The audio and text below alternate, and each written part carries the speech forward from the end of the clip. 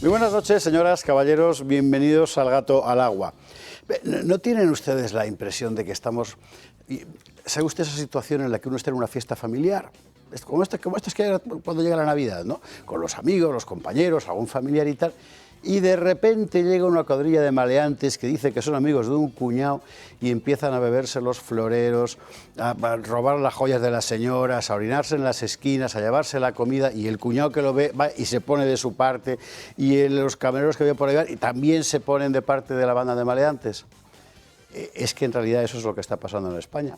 Y la gente de la fiesta sigue hablando pues del tiempo y de qué guapa está tu niña y ese tipo de cosas, y ellos mientras tanto, venga a robar, venga a robar. Y toda la gente que está en la reunión esperando, bueno, que venga alguien a poner orden, y nadie pone orden, porque los que tienen que poner orden o se han marchado o están robando también. Bueno, me parece que para definir la actual situación de España esta es una figura tan válida como cualquier otra, pero creo que es especialmente válida.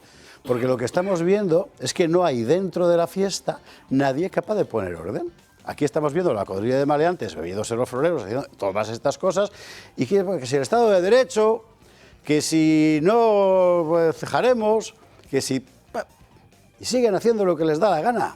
Vamos a ver, hemos descubierto, y me parece que es una reflexión muy importante, que en España, como Estado, no hay instrumentos eficientes, no digo capaces, digo eficientes, que es otra cosa, ¿verdad?, de frenar un asalto al Estado. Es exactamente eso lo que está pasando. Están puestos en las leyes y en los códigos y en las constituciones. Sí, claro que existen, pero no son eficientes, no sirven, no valen, no están sirviendo para nada. Salve usted unos cuantos jueces, con muchísimo mérito, a unos cuantos fiscales, con muchísimo mérito, a la Guardia Civil, no toda, pero bueno, con muchísimo mérito, y muchos periodistas también. Bien. ¿Y qué? Y nada. Y es impresionante. Es la primera vez en la historia, hasta donde yo sé, de las democracias europeas, que existe un presidente del gobierno sin mayoría parlamentaria, incapaz de sacar unos presupuestos y de ganar ni una votación, y que sigue ahí, y que no hay quien le eche. Porque no es un presidente del gobierno, es otra cosa. Es el jefe de una banda, de esa banda de maleantes que ha llegado a la amable reunión familiar navideña con los amigos, los compañeros de trabajo y tal, y se han puesto a beberse el agua de los floreros y a robar las joyas de las señoras.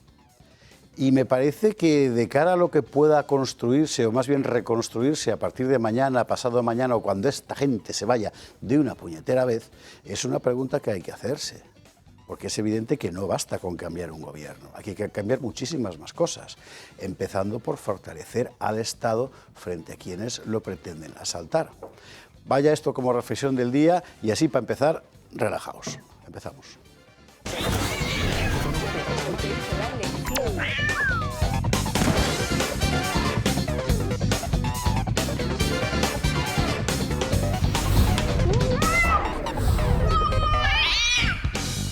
21:48, 20:48 en las Canarias. Antes que nada, una precisión. En estos contenidos que sacamos aquí en esta cadena, como en otras, en fin, a modo de sándwich, ¿verdad?, entre un programa y otro, hay uno que cuenta cosas históricas, etcétera. Bueno, yo no sé quién lo escribe. De hecho, no sé ni siquiera de dónde viene. Pero una cosa quiero decir. La Iglesia Católica jamás prohibió el ajedrez. Eso que ha visto usted en pantalla hace apenas, no sé, 15 minutos, ¿verdad? La Iglesia Católica prohibió el ajedrez en la Edad Media. Es mentira, no sé de dónde lo han sacado. Hubo casos en Francia, en Inglaterra, de un obispo que prohibía a sus frailes jugar al ajedrez, no por el ajedrez, sino porque lo utilizaban como excusa para otras cosas, pero no es verdad. La Iglesia Católica nunca prohibió jugar al ajedrez, que todo hay que decirlo, que ya tienes hasta el enemigo en casa, bebiéndose el agua de los floreros. Bueno, hoy, ¿qué? Titulares. Manifestaciones de este fin de semana, muy importante, la del Partido Popular, 80.000 personas según los organizadores, 40.000 según la delegación del Gobierno, incluso en el caso de que el talibán que actúa como delegado del Gobierno en Madrid tenga razón, es una barbaridad de gente, es una gran manifestación. Ahora, el problema es otro. Escuchamos a Almeida, casi mejor no repetir lo que dijo, escuchamos a Ayuso, escuchamos a Feijóo. Y al final la pregunta es con cuál de los dos partidos te quedas, con el de Feijóo o el de Ayuso. Porque es que parecen incompatibles. Y esta es una pregunta que el Partido Popular se debería hacer a sus votantes también, gente con la mejor fe, con patriotismo, con toda seguridad, sincero, que acudió el otro día a esta manifestación porque quieren defender a España, y que al final lo que se encuentran es que una de las dos pes adelante el corazón. Había otra concentración, no de Vox, de revuelta, esto es importante porque Vox no quiso convocarla, enfrente de Ferraz. Y Ángel Víctor tiene pupa, se ha quejado mucho, porque decía que es que hubo violencia. Hubo violencia por la represión policial, pero bueno. O sea, esta gente que ha estado alentando a los animales de las manifestaciones por Palestina, ahora se queja porque estaba la gente un poco vehemente frente a Ferraz. En fin, tendremos hoy aquí a Revuelta, por cierto, esta noche, que van a contarnos esa concentración suya y qué es lo que querían hacer y qué más quieren hacer. Y más manifestaciones, porque no sé por qué habéis puesto en los autónomos imágenes del Partido Popular, debo decir, pero en fin, a ver si las podemos quitar, porque es que da cosa ver a Almeida como autónomo. ¿Qué quieres que te diga? Los autónomos que también, que también se manifestaban en muchas ciudades, 21, si no me equivoco, de toda España, porque sencillamente la situación es insostenible. Vamos a ver, usted sabe, porque lo he dicho 1000 veces, que yo soy autónomo, con lo cual respiro por la herida, pero incluso si no lo fuera, o sea, los héroes de la economía española, por la estructura que tiene, desde hace decenios, son los autónomos. Es la gente que de verdad está moviendo el país. No es que los otros no lo muevan, pero ¿quiénes más? Desde mi punto de vista, ellos.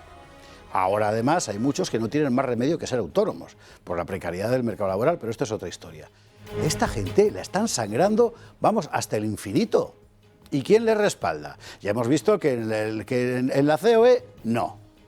Bueno, pues hablaremos de esta manifestación y de sus problemas. No son autónomos en absoluto Ábalos y Koldo. Y no, tampoco ahora que estarán en la cárcel. Tampoco son autónomos. Han empezado a cantar, es verdad, que si Begoña, que si 1 millón, que si no sé qué, que si el señor Pedro, que dice Koldo, el del señor Pedro a mí me ha encantado. A partir de ahí hay que llamarle el señor Pedro. Bueno, pues que lo digan ante el juez, ¿no? Claro. A mí me han contado y tengo una grabación y tengo no sé qué, pero no vale de nada que lo digas en un periódico. Vete al juez y canta. Pero no, ante el juez se callan. ¿Aquí qué está pasando? Trataremos de contestar a esa pregunta. Y contaremos también algo que el Partido Socialista ha tratado ¿por qué me metéis a Macron hablando de los acosos sexuales? O sea, aquí alguien me está haciendo luz de gas aprovechando el retorno de verdad, por favor. Vamos a ver, no, o sea, esto es Macron, esto es otra historia. ¿Qué ha pasado con el quítame a Macron? Porque va a parecer que estamos acusando a Macron de acoso sexual. Hombre, ya tiene bastante culpa el pobre, ¿verdad? Como para encima meterle eso. No, lo de los casos de acoso en el Partido Socialista es muy serio. Hace 5 meses, ¿se acuerda usted? Un señor llamado Salazar no pudo acceder a un cargo para el que le había nombrado Pedro Sánchez por un montón de denuncias de compañeras del partido que le acusaban de acoso sexual y abuso de poder. Bueno, 5 meses después no ha pasado nada.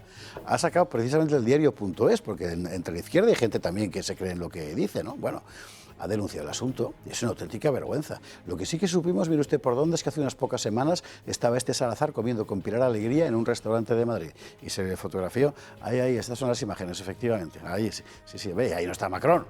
Tampoco hace falta. Bueno, contaremos esta historia, que me parece que da la medida de la hipocresía brutal de esa banda de maleantes que se está bebiendo el agua de nuestros floreros. Bueno, veremos estas cosas y alguna otra más en compañía de... Bueno, lo de la UCO, por ejemplo. Lo de la UCO es importantísimo. El jefe se va, le han hecho general. Bueno, contaremos en detalle. Y el rey, que ha salido hablando, el discurso del rey. Empezaba uno a escucharlo y rejuvenecía. Joder, parecía que... Bueno, aquellos tiempos... Bueno, digo que veremos estas cosas y estas otras también con nuestros contertulios de esta noche. Don Jesús Trillo, ¿cómo estás? Muy buenas noches. Muy buenas noches, José Javier. Pues nada, bien. Por cierto, has estado una semana que te estábamos echando de menos ya, ¿no? No hay nada como desaparecer para que se le eche de menos. Bueno, pues, en fin, yo coincido en parte con la editorial que has hecho, pero a mí la verdad es que me parece que sí que ha habido antecedentes de situaciones parecidas. Es decir, todas las dictaduras más famosas, todas las autocracias nacieron de elecciones probablemente en Europa. Es decir, por ejemplo, en el año 33, es decir, que al fin y al cabo, lo que demanda este país ya, yo creo que es una especie de refundación democrática, ¿no? Una reivindicación del sistema democrático de verdad y en serio. Una depuración del sistema y de las instituciones. y volver a levantar la bandera que se levantó en el año 1978, en mi opinión, ¿no?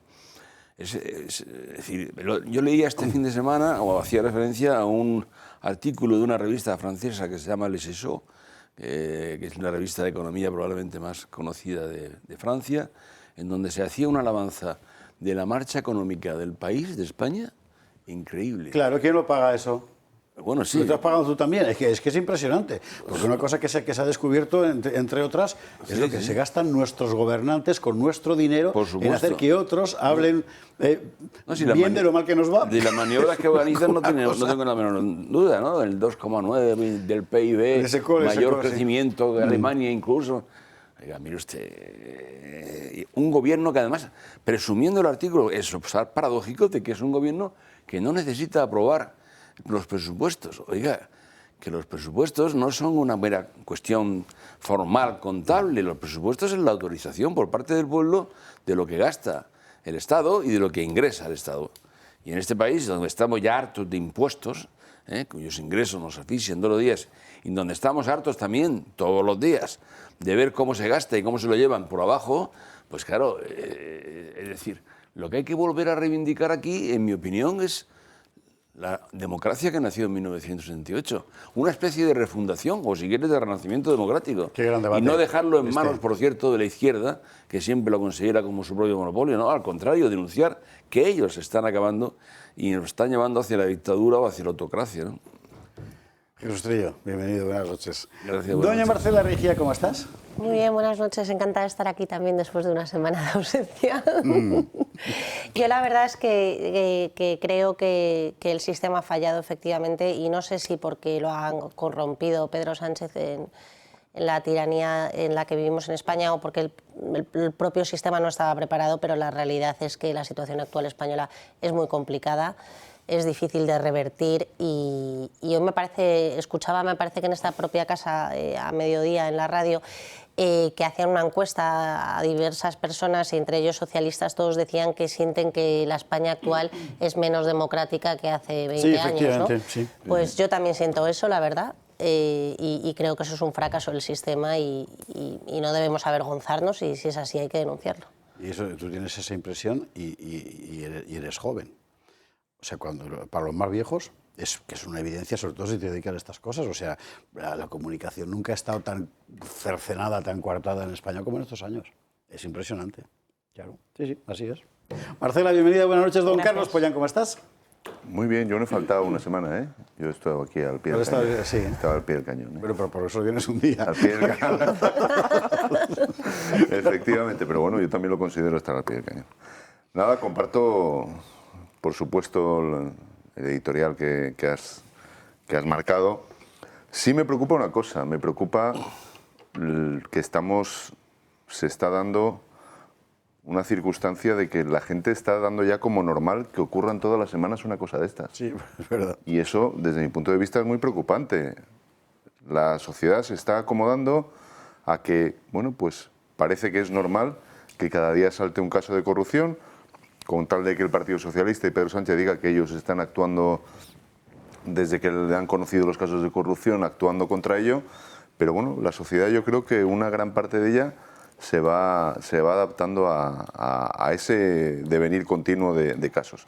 Y luego, en relación con lo que comentaba Jesús, el tema de los presupuestos sí que es un tema que ya pues ha dejado de ser vital e importante para las acciones de gobierno de todos los colores, porque lo estamos viviendo día sí, día también. O sea, por ejemplo, en Castilla y León, en los últimos 7 años se han aprobado 2 presupuestos y se han prorrogado 5. Y parece que no tiene importancia. Es decir, solo tiene importancia para atacar a la oposición porque no colabora o no aprueba los presupuestos. Pero ni el Partido Socialista ni el Partido Popular, yo creo que se han dado cuenta que la época de las mayorías absolutas ya ha pasado a la historia. Y si quieres aprobar un presupuesto, no te vale con que lo presentes y digas que todo el mundo tiene que apoyarlo porque sí. Te tendrás que sentar y llegar a acuerdos. Pedro Sánchez no lo ha hecho mal en ese sentido. Se ha granjeado de la forma que haya sido, escandalosa, amnistías, escandalosa de una forma, pero al final ha conseguido su investidura. Lo que ya no está consiguiendo es aprobar presupuestos, porque ni se lo plantea. Y en Castilla y León pues nos pasa exactamente lo mismo. Yo creo que el tema de los presupuestos, los partidos que estaban acostumbrados a esas mayorías absolutas deberían de hacérselo mirar. Y incluso más, esto que está contando Carlos Pollán es muy importante, porque vamos a ver, para los presupuestos, si al final es un repertorio contable, es esencial, claro, pero en realidad lo más importante es todo el despliegue político que tiene alrededor. Lo digo por lo siguiente, porque yo he negociado presupuestos formando parte de un gobierno, en un tercer escalón cierto, pero bueno, en una época de mayoría absoluta, y no por eso dejabas de negociarlo, ¿eh? O sea, los presupuestos de cultura 2000, 2001, 2002, 2003, 2004 se negociaban con el PSOE.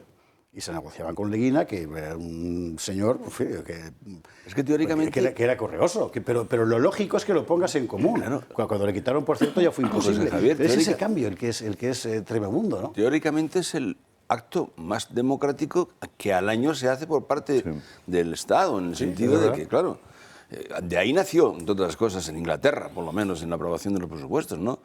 Hitler creció económicamente una barbaridad sin necesidad de aprobar ningún presupuesto. Es decir, que contemplar la economía como el gran resultado que justifica todo, incluso la no aprobación de un presupuesto, que es una cuestión política muy importante, al margen del tema económico, ¿o no? No sé si coincidimos. Sí, sí, totalmente. Claro, yo no pondría la comparación de Hitler porque me descoloco un poco, pero sí que quería subrayar eso. Es decir, vamos a ver, hay una cultura política en España que se ha olvidado, que se ha perdido deliberadamente, sobre todo a partir de Zapatero. Da la impresión de que a partir de 2004 en España el sistema se cerró, de verdad, en la práctica. Entonces ya es imposible que tú consideres al tipo de la oposición como un señor como tú que está en otro partido que piensa diferente. No, ahora es un enemigo al que hay que exterminar, no fastidies, eso es una locura. Claro. Sí, yo creo que es lo que se está viviendo a nivel nacional y a nivel ¿Y allí de las vosotros cómo autonomías. vais, por cierto, en Valladolid? Pues te perdiste la semana pasada Sí. que en el debate de totalidad de los presupuestos la oposición al completo rechazó el proyecto de ley de presupuestos porque, bueno, lo que te decía, se presentaron unos presupuestos hablando de diálogo y no hubo diálogo ni conversaciones con nadie. Hubo unas fotos en las que se reunían con el consejero de Economía y Hacienda, pero no salieron adelante. Entonces, bueno, pues en el caso de Vox, bueno, pues el planteamiento era que Alfonso Fernández Mañoco aceptara lo mismo que han aceptado en otras comunidades donde sí se han pactado presupuestos.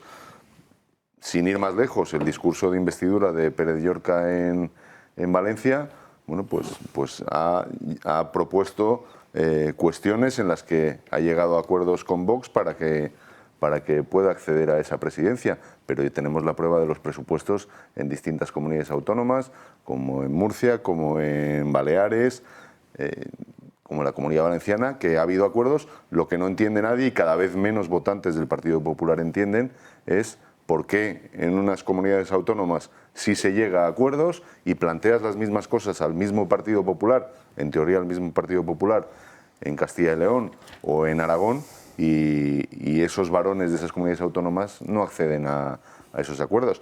Y claro, con esto es muy difícil explicarle a la gente de buena fe que te dice por la calle que tenéis que poneros de acuerdo. Es que es muy difícil llegar a ningún planteamiento que te tengas que poner de acuerdo cuando sabes que en un sitio te dicen una cosa, en otro les planteas lo mismo y te dicen que no, pues sinceramente es muy difícil. En fin, Carlos, bienvenido, buenas noches. Nosotros vamos a empezar a repasar cosas una detrás de otra y muy importantes además.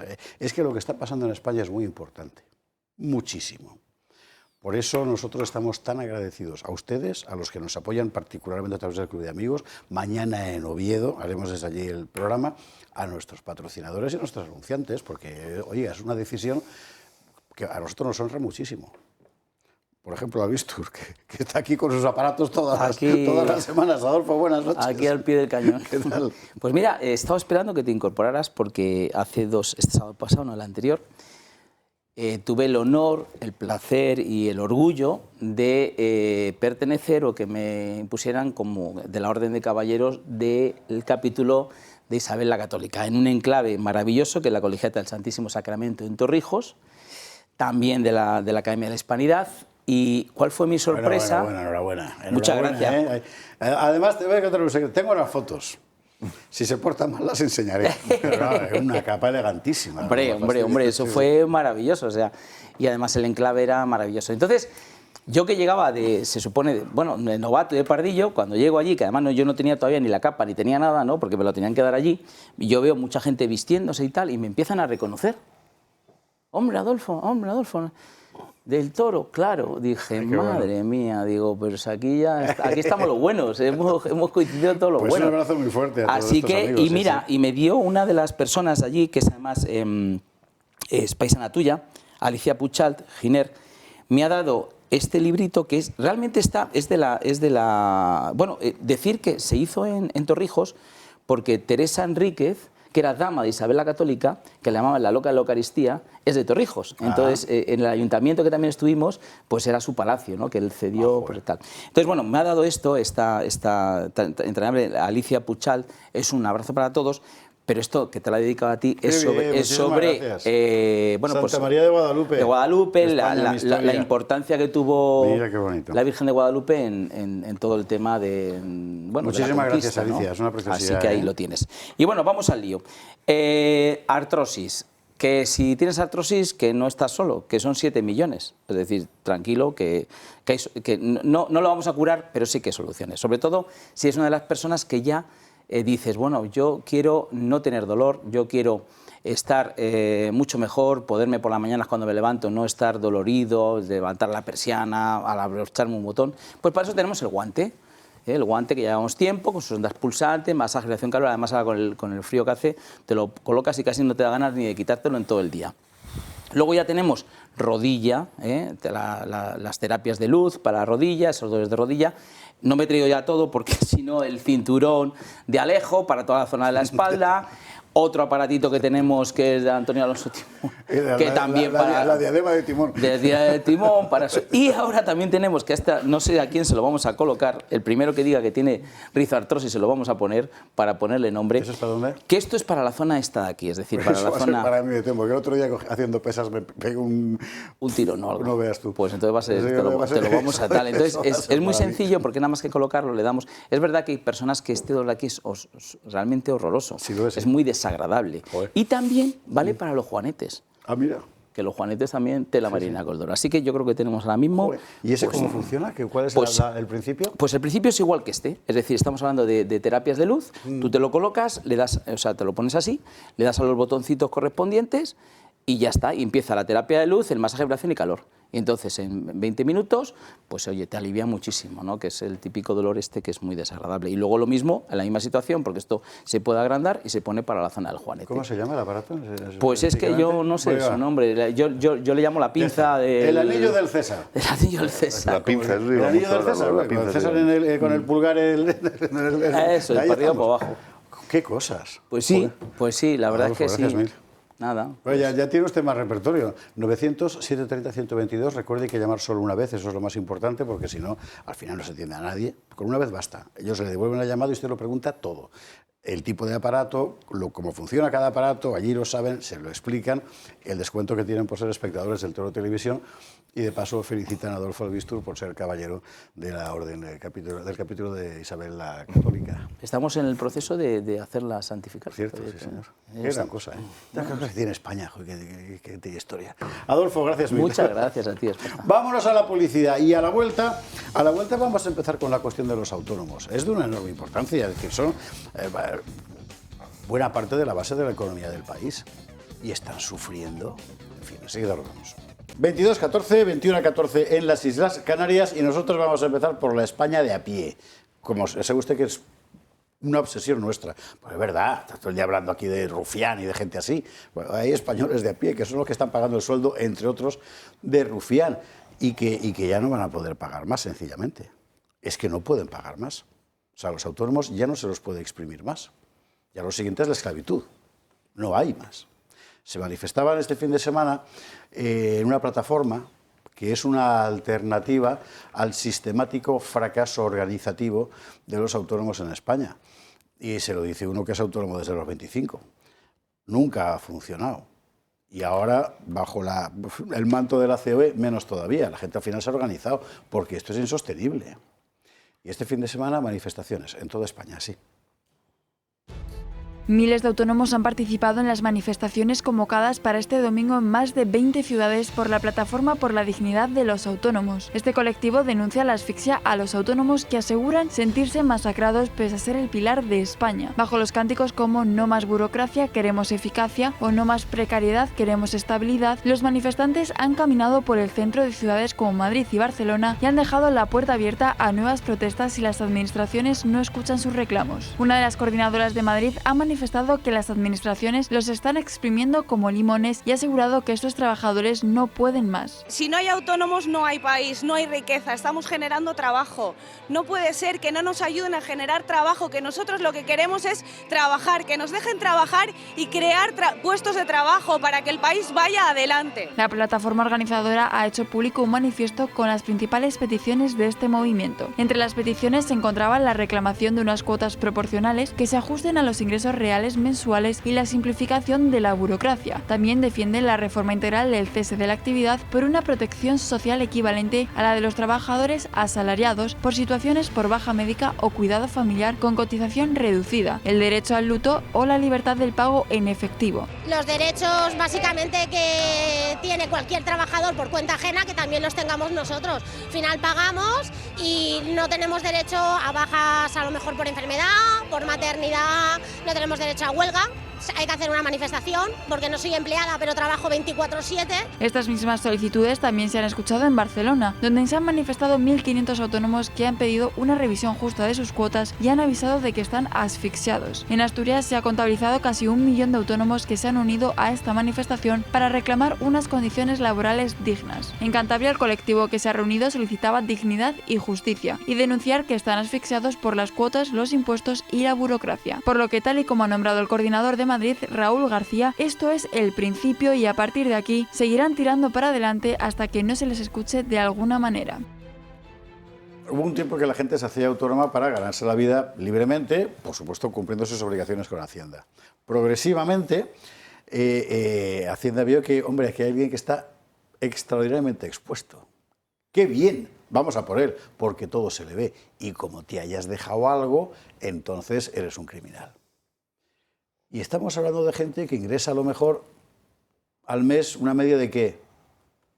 1.800, 2.200, 2.500, subiéndoles exageradamente las cotizaciones, hasta el punto de que muchos han tenido que dejar de serlo porque no pueden pagar las cotizaciones y no saben lo que van a hacer, con declaraciones que han terminado convirtiéndose no en una contribución del ciudadano a la administración, sino en una especie de sesión de latigazos trimestral que además sabes que irán a por ti porque es mucho más fácil ir a por los pequeños que a por los grandes. Bueno, es invivible. Es invivible. ¿Y quién los ha defendido en todo este tiempo? Nadie. Nadie. Y se enfadan mucho con nosotros cada vez que lo decimos, pero había una asociación de trabajadores autónomos que tenía que haber funcionado y que en realidad solo ha servido para elevar a la gente que lo organizaba a la COE. Y a los autónomos los han dejado tirados como siempre. Bueno, pues ya, yo no sé qué se puede hacer, pero ya está bien. En fin, aquí autónomos somos o hemos sido todos. Sí, yo creo que además es un tema en el que hay mucha ignorancia. La gente piensa, vamos a ver, España tiene, que yo sepa, las siguientes cifras. Autónomos hay 3,5 millones. Ahora, la cifra mayor de autónomos de la historia. Ojo, no van disminuyendo, no. En el último año han crecido. Es el 11 y pico % de la ocupación laboral en España. Los autónomos representan más del 55% de las empresas en España. Sí. Antes tenían una fuerte organización, era la CEPIME, etcétera, que funcionaba, pero se han quedado sin ninguna capacidad representativa. Están tan asfixiados que entre el sistema de cuota fija que llevamos establecido, ellos quieren cuota progresiva, cuota real, según la realidad de los ingresos que perciben, etcétera, y tienen toda la razón. Flexibilidad, porque a veces tienen más ingresos, otras veces tienen pérdidas, etcétera. Bueno, entre el sistema fiscal y el sistema de cuota de autónomos, prácticamente es que no pueden pagar su propio sueldo. Sí. Sigue el de los empleados. Muchas veces ves que pagan los empleados y el propio sueldo no llega, no te llega para pagar, pagarte a ti mismo, por así decirlo. Y la verdad es que como yo creo que los gobiernos de izquierda en absoluto le gusta la empresa autónoma, que insisto, va creciendo y va, por cierto, haciendo, en mi opinión, siendo en el futuro muy importante, porque la gente, en última instancia, en la forma que tiene actualmente de vivir, le gusta más la individualidad de ser autónomo, correr el riesgo. Yo no sé si le gusta o por lo menos es lo que merece la pena, ¿no? O es que tampoco te dan mucha más opción. Claro, te vienes ahora hay un montón de contratos de Claro. que tienen que hacer porque es la única forma de salir adelante, ¿no? Antes un autónomo era un trabajador libre, ahora cada vez más se uberiza, ¿no? Y no deja de ser una estafa. Pero en todo caso, yo creo que la línea central de tu planteamiento sí que vale. Efectivamente, la izquierda no lo soporta. No lo soporta. No lo soporta, pues entonces le eché, pues hace industrias, para que todos los trabajadores tengan un contrato como en tiempos de Franco, con perdón. No. Pero claro, pero una A la economía izquierda- mayoritariamente de servicios, la gente que A la izquierda le gusta el empleado, le gusta la cuota fija, le gusta el tener controlado a todo el mundo con un IRPF y con un sueldo, y si pudiera ser, todos funcionarios dependiendo de empresas públicas, ¿no?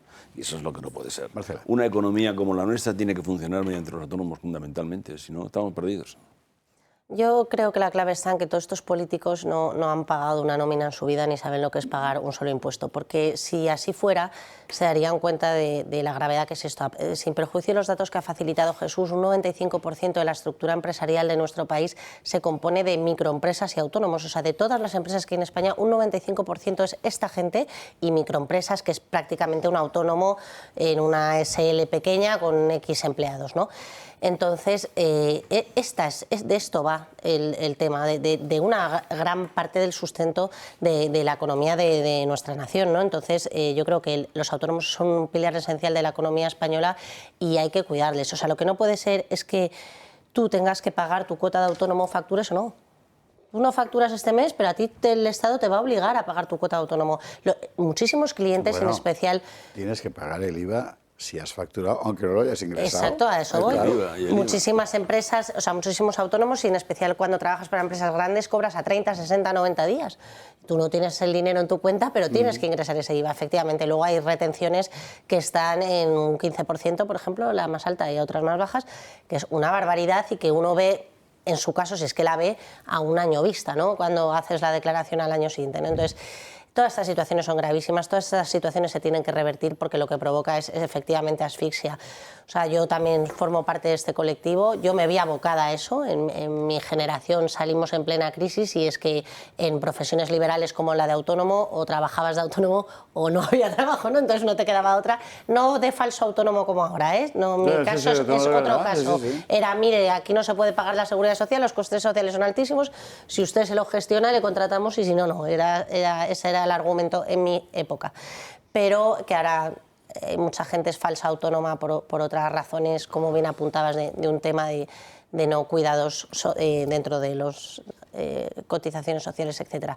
Pero la realidad es esa. Yo soy autónoma desde hace muchos años y también siento esa asfixia. O sea, es tremendo. Es comenzar el mes y tú empiezas a ver cómo hay un montón de cargos en tu cuenta, y una gran mayoría vienen de toda esta estructura y de todo este sistema que está montado para que uno tenga ganas de echar el cierre y no levantarlo más. Tú también has sido autónomo la pila de años. Pues 30. Muy bien.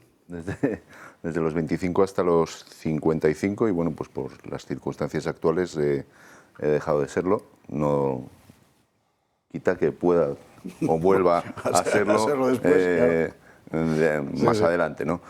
Pero desde luego que quizá lo que ha dicho Jesús y Marcela, al ser uno de los pilares más productivos de este país, quizá de ahí viene ese ataque absoluto desde el gobierno de España ahora mismo y de los políticos de izquierdas, porque precisamente es lo que les molesta, que sea uno de los pilares productivos, cuando a ellos les gustaría que todo el mundo fuera trabajador, empleado, y de ahí ese digamos, odio hacia la empresa y hacia todo lo que trae consigo. Ayer, en esa manifestación, Vox estuvo presente a través de Solidaridad, que estuvo presente, y yo sí destacaría que me parece una falta absoluta de respeto por parte de un partido político, en este caso del Partido Popular, convocar a la misma hora su acto de ayer, cuando sabes desde hace un montón de semanas que hay una manifestación de autónomos en todas las capitales de España. Creo que la verdad es que han tenido muy poco tacto, y han, en cierta medida, menospreciado al colectivo de los autónomos.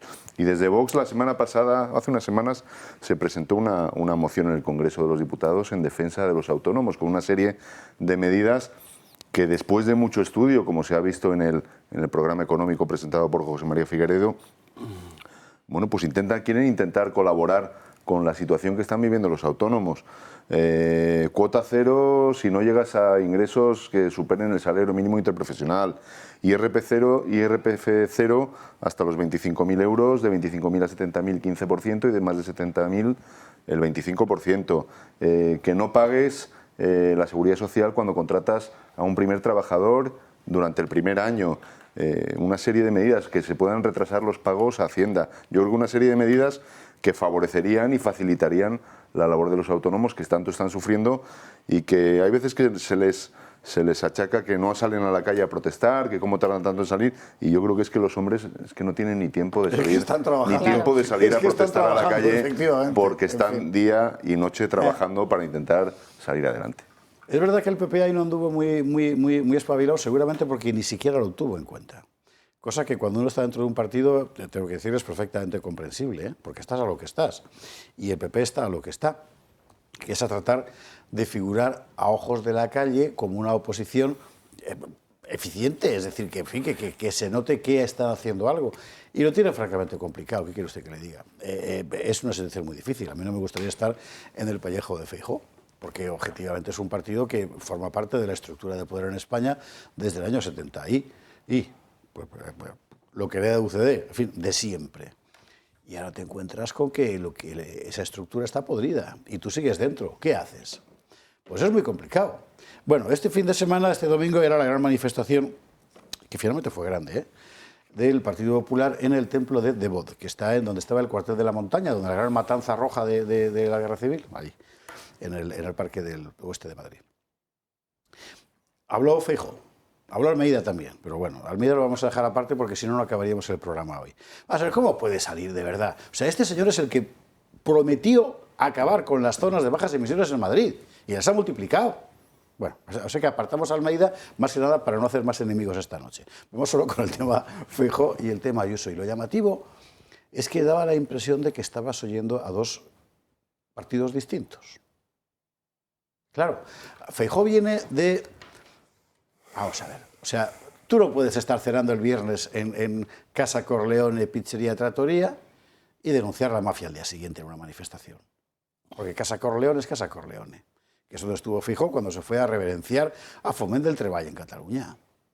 Es que es muy difícil que eso pase. Bueno, así lo intento. Escuchamos primero a Isabel Díaz Ayuso, que fue la otra parte, es decir, un discurso hipermitinero, hipercombativo, etc. Y después a Feijóo. Primero Ayuso. Estamos hartos de que nos mientan a la cara. ¡Ay, qué ofensa! ¡Ay, qué titular! ¡Ay, ay, ay! Como sigan así, no vais a romper porque todos vivís de esa mafia. Estáis todos colocados en empresas públicas y privadas y en instituciones colonizadas por el sanchismo, cobrando todos del erario público. No, vais a romper porque no tenéis dignidad. Ninguna. Y todos se benefician. Todos. Rufián, ¡ay, ay, ay! Yolanda Díaz, desde el casoplón de 400 metros cuadrados que le pagamos todos y que según Ábalos tiene que explicar, ¡ay, ay, ay! ¡Ay, que me voy a enfadar un fin de semana! Y poca dignidad para salir todos los días a mentirnos a la cara, como si los españoles fueran idiotas. ETA está preparando su asalto al País Vasco y a Navarra, mientras sostiene a Pedro Sánchez.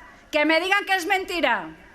Porque no cabe mayor corrupción moral ni mayor traición a España que esto. No puede ser.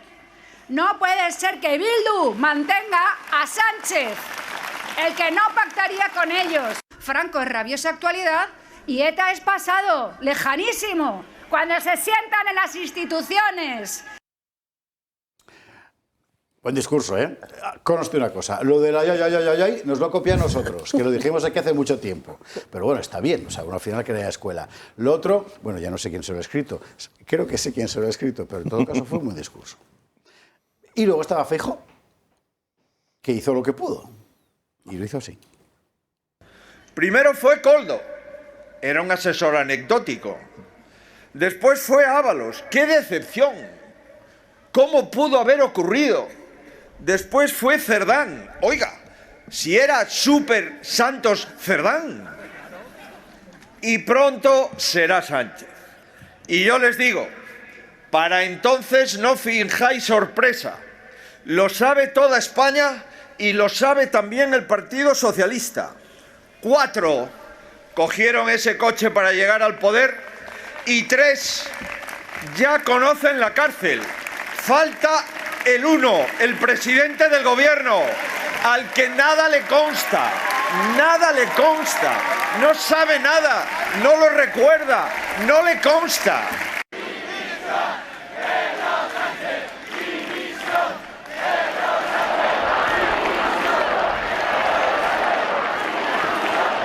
No vamos a estar de acuerdo en todo con Vox. No.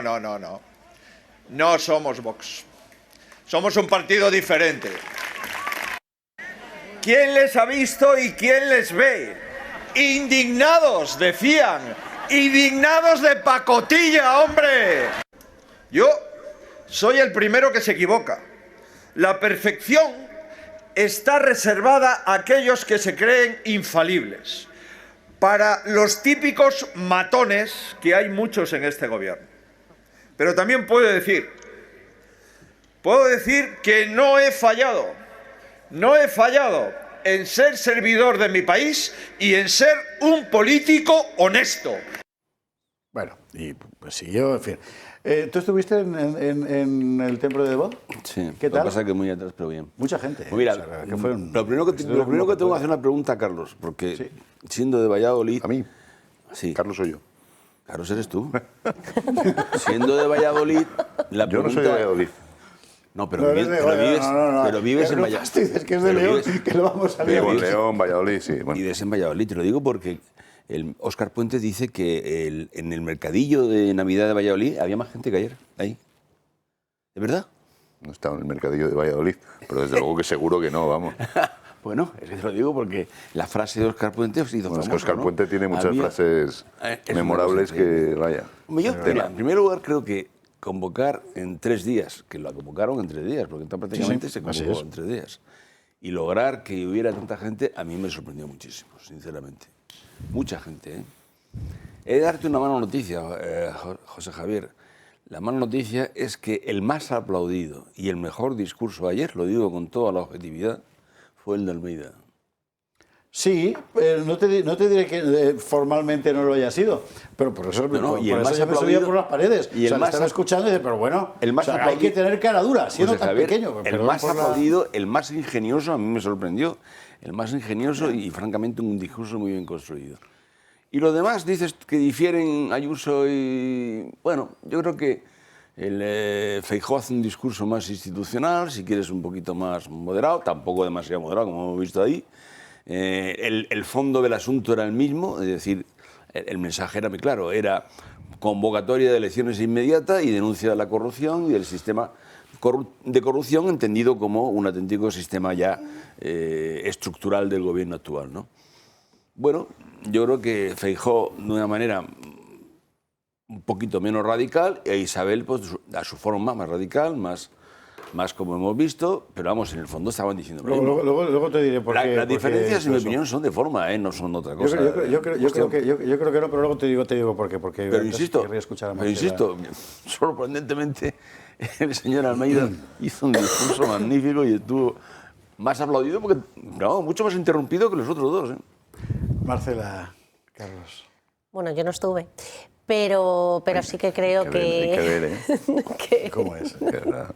No, bueno, por aclarar, como os comentaba preguntando a Jesús, pero yo creo que siempre ha habido un discurso muy diferenciado entre Feijóo y Ayuso, y creo que es porque a ella al final le estrechan el camino y le coloca el Partido Popular.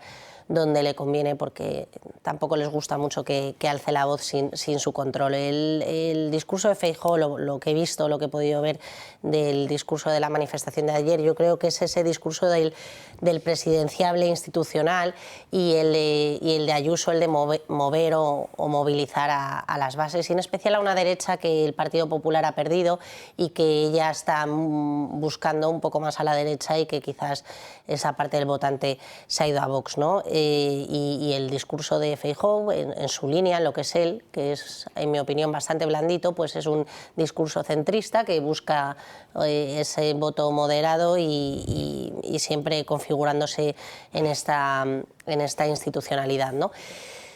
Bueno, sorprendida, en parte porque se convocara ese día. Efectivamente se convocó muy rápido y bueno, parece que hubo bastante gente, pero bueno, yo creo que era importante que se hubieran acordado de los autónomos, y más cuando al Partido Popular se le hincha la boca con la defensa de la libertad de empresa y de los autónomos y toda este tema. Lo que creo es que al final aquí hay una dualidad de estrategias dentro del Partido Popular, y que eso les puede penalizar, porque la idea de Ayuso y el tipo de movilización que pretende Ayuso pues siempre acaba siendo acallada por la dirección del partido.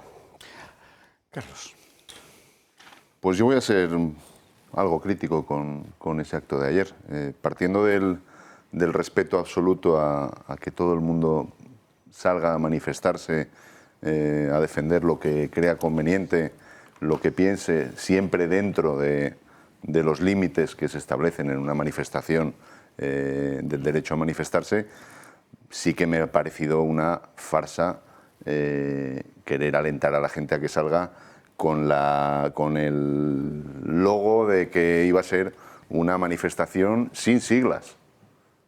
¿Cómo que una manifestación sin siglas? Sí, ¿Dónde está la manifestación sin siglas? O sea, ¿qué tipo de gente va a participar en un acto al que se invita desde todos los medios de comunicación organizados a decir que qué vergüenza, que no se va a apoyar a ese acto, un acto que va a ser sin siglas, sin un partido político, cuando hemos visto a Isabel Díaz Ayuso, a Feijóo, a Almeida?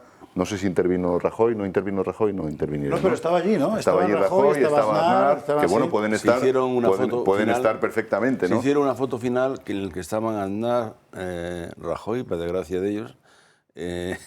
Ana Botella, me parece también. No, Almeida, Isabel y Feijóo, si no recuerdo mal. ¿Cómo puede ser? Bueno, pero a lo que yo... Y el secretario general, y Miguel Tellado. Sí. A lo que yo iba es, bueno, pues se intenta llevar a la gente allí en una manifestación sin siglas, contra la mafia, y bueno, luego resulta que es un mitin político en toda la regla. Yo he asistido a manifestaciones de este tipo, a concentraciones, que efectivamente sí que eran sin ningún sigla política, pie en pared y no sé qué más, en la Plaza de Colón, de Nice. Sí. Bueno, pues ahí puede. A mí la verdad es que todo me llegó del Partido Popular, ¿eh? Sí, por eso, claro. Por eso te digo que a mí me llamaba la atención, es decir... la primera convocatoria era sin siglas... Invitar a la gente a participar. Ya no invitar a la gente a participar, que me parece muy bien, pero echar en cara a los que no iban o no querían ir o no querían participar, como diciéndoles que estos, como dijo la señora Ayuso, Vox está hasta los domingos trabajando para Pedro Sánchez. O sea, me parece vergonzoso. Yo no considero que Rajoy, madre mía. Feijóo. Que Feijóo, ¿en qué estaría pensando? Da igual, todo el mundo que Feijóo y Isabel Díaz Ayuso sean distintos. Yo creo que son, lo único que les cambia es el tono. No, algo yo sinceramente creo que lo único les cambia el tono. Lo sustancial están de acuerdo. Yo creo que son la cara de la misma moneda. Ellos dos son una cara de la moneda, y la otra cara es la moneda del bipartidismo, que es el Partido Socialista. Estamos dentro de esa descripción. No lo sé, yo le decía eso a Jesús... Perdón, y luego, segundo, otra cosa. En todas las redes sociales, en todos los discursos, sanchismo. No, señores, lo que hay que echar del gobierno es al Partido Socialista Obrero Español. Aquí es precisamente lo que es... No el sanchismo. Es lo que yo quería decirle a Jesús, ¿no? Es que si tenemos que echar a alguien es al Partido Socialista Obrero Español. Sanchismo, ese es un término que yo no comparto, porque creo que al final es el Partido Socialista Obrero Español el que está desmoronando el Estado de Derecho y el país como lo tenía, como lo conocía. Que lo lleva Y además haciendo, que no lo que lo lleva ejecuta. haciendo hablando en claro desde que nació. Desde que nació, exactamente. Entonces, yo no sé el no utilizar por parte del Partido Popular echar a la calle Pues al Partido mira, Socialista, Pues yo sí lo sé. ¿qué sentido tiene? Pues que el señor, ¿Qué sentido tiene? el boomer progresista que ha votado PSOE toda la vida, te pueda votar a ti. Es eso. Y al final es un poco lo de siempre, ¿no? ¿Sabes por qué te lo decía Jesús esto de la diferencia? Vamos a ver. O sea, este hombre acaba de volver de Cataluña de inclinar la cerviz ante el Foment del Treball y toda la mafia separatista. Bueno, pero el Fomento del Trabajo siempre estuvo cerca de, acuérdate, de Milán, siempre estuvo cerca del Partido Popular, en época de Fraga, etcétera, etcétera, ¿no? No, sí, bueno, sí, en tiempos de Romanones estaba cerca No, también. No, pero o sea, no veo que ¿dónde está? Fomento del Trabajo catalán ha sido básico. siempre ha sido muy cercano al Partido Todo Popular. ese mundo ha sido básico en él, como siempre ha sido muy cercano al Partido Popular. Pero desde hace un montón de años Fomento del Trabajo está claramente en una posición muy, no diré separatista, pero sí proseparatista. Da igual. Lo que quiero decir es que va Feijóo con ese discurso, mejor dicho, viene Feijóo de ese acto, y el discurso de Isabel Díaz Ayuso era violentamente antiseparatista. Desde mi punto de vista, justificadamente, pero no creo que le hiciera ninguna gracia al que le había preparado a Feijóo un programa que consiste en reunión con Foment del Treball para decir necesito el voto nacionalista, tal cual lo dijo, acto en el Templo de Debod y a la semana siguiente acto con García Paje, en común. Que tienen uno de... Por eso te digo que Sí, me es que parece ese que es hay el dos, problema, que hay un dos Partido mundos Popular muy que demasiado distintos, ¿no? Hombre, En la calle no sé, pide una yo- cosa y luego en el Congreso le están dando todo el día balones de oxígeno, si es que lo vemos constantemente. Entonces yo creo que ese es el problema. El gran problema está ahí y yo sí veo... No diferencias sustanciales, ¿no? Efectivamente, son la cara de la misma moneda, como bien apuntaba Carlos, pero dentro de los discursos pues son diferenciados Pero Marcelo, ¿le dan botellas de oxígeno al Partido Popular al PSOE?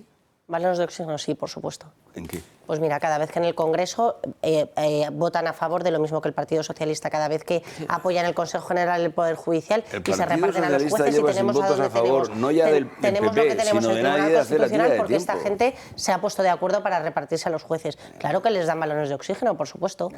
Si no hablamos de Europa, claro.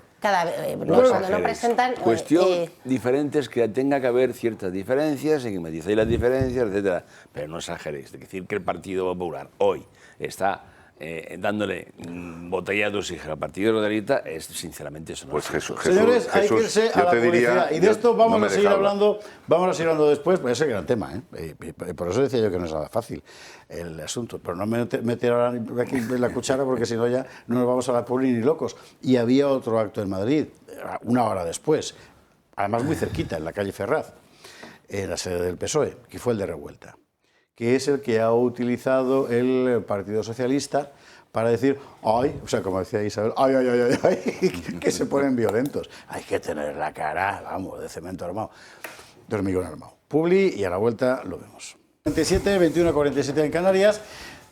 Retomamos el hilo de la crónica del domingo porque además de la manifestación de autónomos, además de la manifestación del PP, había manifestación de Revuelta, que no de Vox, esto es importante subrayarlo porque el gobierno dice que será de Vox, es que Vox dijo que no iba, de un grupo que sí efectivamente es afín a Vox, que es Revuelta, que es una organización estudiantil que, si recuerda usted, se dio a conocer fundamentalmente en las primeras manifestaciones en Ferraz y después en Valencia en el socorro a los afectados por la riada. Bueno, pues como había más vehemencia que en el mundo de VOD del Partido Popular, pues el gobierno está, pero vamos, indignadísimo. Ángel Víctor Torres. Que viene de un partido que ha sido capital en la historia reciente de nuestro país, se haya radicalizado asumiendo todas las tesis de Vox. Y esa crispación no va a ningún lugar, alguien tendrá que pararlo en algún momento, ¿no?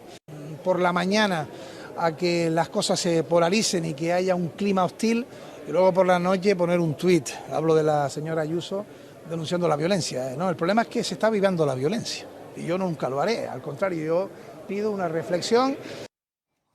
¿Y cómo es posible, decía él, que haya actos violentos enfrente de la puerta de Ferraz? O sea, esta gente estaba hace, ¿qué? ¿Un mes? ¿2 meses? Ya he perdido ya la cuenta de mi vida, oiga, pero alentando las manifestaciones estas y violentas pro-Palestina. Bueno, ¿violencia hubo? Tenemos algunas imágenes, podemos mostrarlas. Hubo eso. Como usted ve, carga de los manifestantes contra la policía, ¿verdad? Pues eso. La policía de Marlaska y en particular la OIP de Madrid, que sabemos de dónde viene, sabemos quién la manda y sabemos cómo funciona, porque no es la primera vez que lo hace. Y oiga, mire, vamos a ver, la policía en Madrid, a las órdenes del delegado del gobierno en Madrid, es incompatible con un sistema democrático y una libre expresión ciudadana. Es así de simple. Pero bueno, esa era la concentración que había frente a Ferraz y nosotros tenemos hoy aquí a una persona que estaba allí dentro, militante de Revuelta. Moisés, muy buenas noches, ¿qué tal? ¿Qué tal, Javier? Muy buenas noches. Empezaría por lo más elemental, ¿no? ¿Por qué fuiste allí a protestar contra...? Bueno, pues además quería enlazar un poco con lo que ha usted comentado al principio y nada, Revuelta es... No tenemos filias partidistas porque entendemos además que o sea, la forma natural de relacionarte entre personas no es a través de un partido político, sino es a través de la familia, en tu comunidad, a través de tus amigos, ¿no? Entonces, pues bueno, cada uno tiene... Hay gente que es más conservadora. Yo, por ejemplo, personalmente, en la mesita de noche tengo Eugenio Proclamación de la Primavera de Rafael García Serrano. O sea, cada uno... Me gusta mucho, por ejemplo, Carlos Quero de Vox también, Fernando Paz. Pero bueno, ya le digo, hay diferentes filias políticas, pero bueno, lo que nos mueve sobre todo es el amor a España, que nos la están robando, nos la están saqueando y nos la están esquilmando, y eso es básicamente por lo que fui y por lo que peleé a Revuelta. ¿Con la poli qué pasó? Con la poli no pasó, bueno, lo que sale en las imágenes, obviamente. Pasó un poco lo que sale en las imágenes, ¿no? Que la policía sale pegando a un señor... Bueno, recién me pasaban que la gente a la que pegaron ya está bien, a una persona ando a puntos, otra persona tiene un montón de golpes y contusiones, etcétera. Y ya está bien. Un señor muy mayor, de 73 un señor años, de muy creo, mayor ¿no? persona. A ver, he de decir, yo he sido soldado. Y creo que por encima de la disciplina está el honor, y que cuando te saltas eso te conviertes en un mercenario y no en un servidor público. Entonces, pues bueno, eso es un poco el resumen que quería dar de la policía, este tipo de cosas que yo creo que como se ven en las imágenes, nosotros no hicimos nada, estábamos en Ferraz, de Ferraz fuimos a Moncloa, de forma pacífica, andando, protestando, porque repito que nos están esquimando España, están practicando un latrocinio sin precedentes y queremos volver a ver a la España que nuestros abuelos han levantado, otra vez sonriente y con un aliento nacional que retumbe por todas las calles. Lo que me interesa subrayar es que por parte de Revuelta ni de ningún otro manifestante que hubiera allí, que acudió a esa convocatoria, hubo ningún acto violento en el sentido de violento, en fin, vamos a decir gamberro, si usted quiere, mover contenedores, de tirar, no se rompió ningún escaparate. Nada, por Dios, nada, o sea... Teníais que haber llamado a los de Palestina. No sé a quién habría que haber llamado, pero no pasó absolutamente nada y ya digo, lo único, gente cabreada porque la situación actual es que nos están quitando los últimos reductos que quedan de España, la herencia española, nuestra identidad nos están quitando, y es eso por lo que fuimos allí a dar la cara, a pegar 4 voces, más que se hizo en el templo de Degó, que nosotros no vamos a tomar vermús a las manifestaciones. Marcela, Carlos, Jesús... A mí me ha gustado la frase esa que has dicho, que me gustaría que la volvieras a repetir. Has dicho que tú has sido soldado, que... sí, en Donosti, en el País Vasco. Y que estás acostumbrado, en definitiva, a obedecer órdenes y tal, pero claro, que te conviertes en mercenario cuando no piensas que, aparte de todo, está el honor por encima de todo, ¿no? Exactamente. ¿Cómo lo has dicho? Has dicho francamente bien. No, que, o sea, creo básicamente que... Además, es una cosa que me enseñó mi sargento. La disciplina es muy importante en el ejército, es prácticamente inquebrantable, pero lo no está por encima. Tu moral está por encima de la disciplina. Y si a mí mi jefe me manda a pegar a un patriota de 76 o 73 años, creo que tenía este hombre, que lleva una bandera a España, yo me doy media vuelta o le protejo con todo lo que tenga, porque eso va contra el honor y eso va contra la moral. Y creo que se lo están cargando. De lo poco que creo que la policía en España cumple su función, pero creo que en los últimos años se está viendo que nada. Yo poco tengo que decir a lo que ha manifestado él, lo que sí, bueno, pues aclarar, como preguntaba Javier, yo alguna vez he estado en algún acto vuestro, sé lo que hacéis, sé lo que habéis hecho en situaciones excepcionales de colaboración en Valencia, en los incendios, en un montón de sitios, y lo que reitero, y ya lo has dicho tú, porque lo he visto yo con mis propios ojos, que yo no he visto nunca ninguna actitud de violencia. Ninguna. No hay violencia, porque además es que... No la he visto nunca. Entonces creo que es importante que quede claro eso, porque ayer se ha achacado en diversas noticias y en diversas redes sociales la violencia del acto de Ferraz. Yo, por lo menos las veces que lo he visto, no ha sido así. Tú lo ratificas que no ha sido así. Bueno, la labor de la policía, bueno, nos puede parecer mejor o peor. Sinceramente, hay veces que las imágenes que ves, hay cosas que no se entienden. Cuando hace 4 días han permitido infinidad de cuestiones peores y violentas, sin irnos más lejos, en la Vuelta Ciclista a España, y parecía que estaban tratando con hermanitas de la caridad a los que no se podía tocar ni se podía hacer nada. Entonces, bueno, yo simplemente daros las gracias por lo que hacéis, ya no solo en este tema, porque creo que compartimos muchas cosas, porque lo habéis hecho también en tragedias, colaborando con la sociedad civil, y reiterar mi agradecimiento, desde luego. Sí, nuestra labor es una labor de justicia social, o sea, creo que eso es fundamental. Es una labor de camaradería entre compañeros, que vamos a los sitios donde la España está sufriendo más de forma física incluso, ¿no? Y ahí es donde damos la batalla, y el otro día se dio en Ferraz. Y nada, ningún acto violento, porque es que además eso precisamente es lo que buscan desde el Partido Socialista, en mi opinión, y bueno, desde el gobierno en definitiva, ¿no? Porque el gobierno siempre como que le gusta elevar el discurso siempre a lo ideológico para evitar salir de estas tramas en las que él está metido, y le interesa eso, que haya violencia, que puedan vender a su electorado ese discurso ideológico de fascistas, antifascistas, etcétera, y eso precisamente es lo que nosotros no queremos, porque no queremos facilitar al gobierno ni un milímetro más. Marcela. La verdad que es muy esperanzador que haya jóvenes como vosotros que améis a vuestra patria y lo estáis defendiendo así. Yo he estado en muchas concentraciones donde estaba revuelta y ni son fascistas, ni van quemando contenedores, ni mucho menos nada de eso. En mi opinión, y sé que a Jesús no le gustará, ayer también Ayuso, con sus palabras y su tuit, dio un balón de oxígeno otra vez a Sánchez y a la policía de Marlaska, criticando la concentración de Ferraz. La verdad es una forma de blanquear esta actuación policial que está completamente desproporcionada, porque todos hemos visto que esos son personas mayores o jóvenes, pero que efectivamente van a protestar, van a alzar su voz porque están en todo su derecho, que yo sepa todavía es un derecho constitucional el poder manifestarse en nuestra nación. No sabemos hasta cuándo, porque he visto las actuaciones policiales, cualquier día nos lo prohíben, pero la realidad es que allí solo había gente pues alzando la voz por la situación de España, y creo que la actuación policial estaba completamente desmesurada, como hemos estado acostumbrados en los últimos meses en el tema de Ferraz. La gente está cansada, la gente tiene derecho a salir a la calle, y bueno, pues toca Ferraz porque resulta que es la sede de la organización criminal esta que está saliendo en todas las causas judiciales, pero podría ser cualquier otra calle de Madrid. O sea, que hay esperanza. Donde sí hubo violencia fue en Ponferrada, contra Vox. ¿Sabe usted que en Cataluña hemos pasado unos días atrás con una serie de agresiones bastante preocupantes a puestos de Vox? Ha ocurrido también en el País Vasco, en otros lugares. Ponferrada es un sitio muy importante, muy bonito, con mucha historia. Pero tampoco es que pase allí nunca sin nada relevante. Es decir, no es normal que haya un enfrentamiento violento en la calle en Ponferrada. Pues mire, así fue. Vamos a ello. Venga, no me toques los cojones, anda. Ya que está la policía ahí y yo quiero problemas. Que no me grabes, me cago en tus muertos. Para. Que no me grabes. No me grabes. No me grabes. No me grabes, hijo de la... Pues pártese. Vamos con gasolina.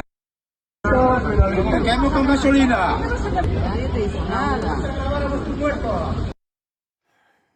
Interesante, ¿eh? Qué interesante, porque este señor, ¿qué es? Pues es un pobre diablo que andaba por allí, pero que tiene la cabeza puesta así. Que le han contado que está el demonio allí. en forma de Patricia González, que es como se llama esta señora de Vox Ponferrada, ¿verdad?, que al parecer es el demonio. Y entonces este propio, que es un pobre diablo que anda por ahí con la bici y el casco y tal, en fin, considera que lo que tiene que hacer es ir a atacar. Bueno, ha sido en tu pueblo. En primer lugar, bueno, sí, en León, sí. En primer lugar, ahí se ve agradecer a la policía local que estaba pendiente de la policía municipal y enseguida, bueno, pues detuvieron a la persona, se la llevaron y asunto concluido, ¿no? No llegó a mayores. Pero es que esto es una realidad que estamos viviendo desde hace un montón de tiempo en muchos sitios. Dices, ha sido Ponferrada el sábado, el mismo viernes en San Sebastián también ocurrió, que además con policías heridos, y esta noche, esta madrugada, ha ocurrido en la sede de Vox en Zamora. Exactamente igual, toda la fachada pintada, llena de pintura. ¿Qué es lo que ocurre? Bueno, pues que hay unos partidos políticos, el partido del gobierno y medios de comunicación que apuntan, entre comillas, y son otros los que ejecutan. Y al final lo que estás diciendo tú, están metiendo en la cabeza de mucha gente esa idea de lo que es Vox, que son fascistas, que son racistas, que son no sé qué, y lo que están sufriendo es, en una simple mesa informativa en la que estás atendiendo a los ciudadanos que se acercan a pedirte información o a mostrarte su apoyo, pues tienes que estar aguantando gente de este tipo que viene alentada por lo que oyen y escuchan en determinados medios y en determinados partidos políticos, lo habéis sufrido periodistas en otros sitios, y es lo que están alimentando ante un hecho indiscutible que es el ascenso de un partido político que es exactamente igual que los demás, que defiende sus ideas constitucionalmente y democráticamente, y al que se está demonizando y llevando adelante ataques de este tipo sin ningún sentido. Y de momento no ha habido ninguna desgracia importante, pero según está evolucionando el tema, a nadie se le puede escapar que en cualquier día puede venir un desaprensivo, no con una bicicleta, sino con otra cosa, y que ocurra una desgracia. Ojo con esto de la diabolización. Este fin de semana, hace 3 días, en Francia, por ejemplo, atacaban a Jordan Bardella, que es el líder del Rassemblement National, el partido de Marine Le Pen. Bueno, efectivamente hay alguien que apunta, hay alguien que ejecuta, la agresión fue tirarle un paquete de harina a la cabeza y tal, y luego están los que aplauden. Y los que aplauden están en medios de comunicación. Que haya un político irresponsable que llama a la guerra es muy malo, pero bueno, está localizado. Que haya alguien que ejecuta es muy malo, pero también está localizado. Ahora, que tengas una corte mediática que después ríe el ataque, eso sabe usted lo que es, ¿no? Eso es una guerra civil armada, claro. Que es lo que pasó con el ataque a Bardella y en buena medida aquí también con los que o silencian o justifican este tipo de conductas. En fin, bueno, yo te voy a pedir que te quedes, Moisés, por una razón.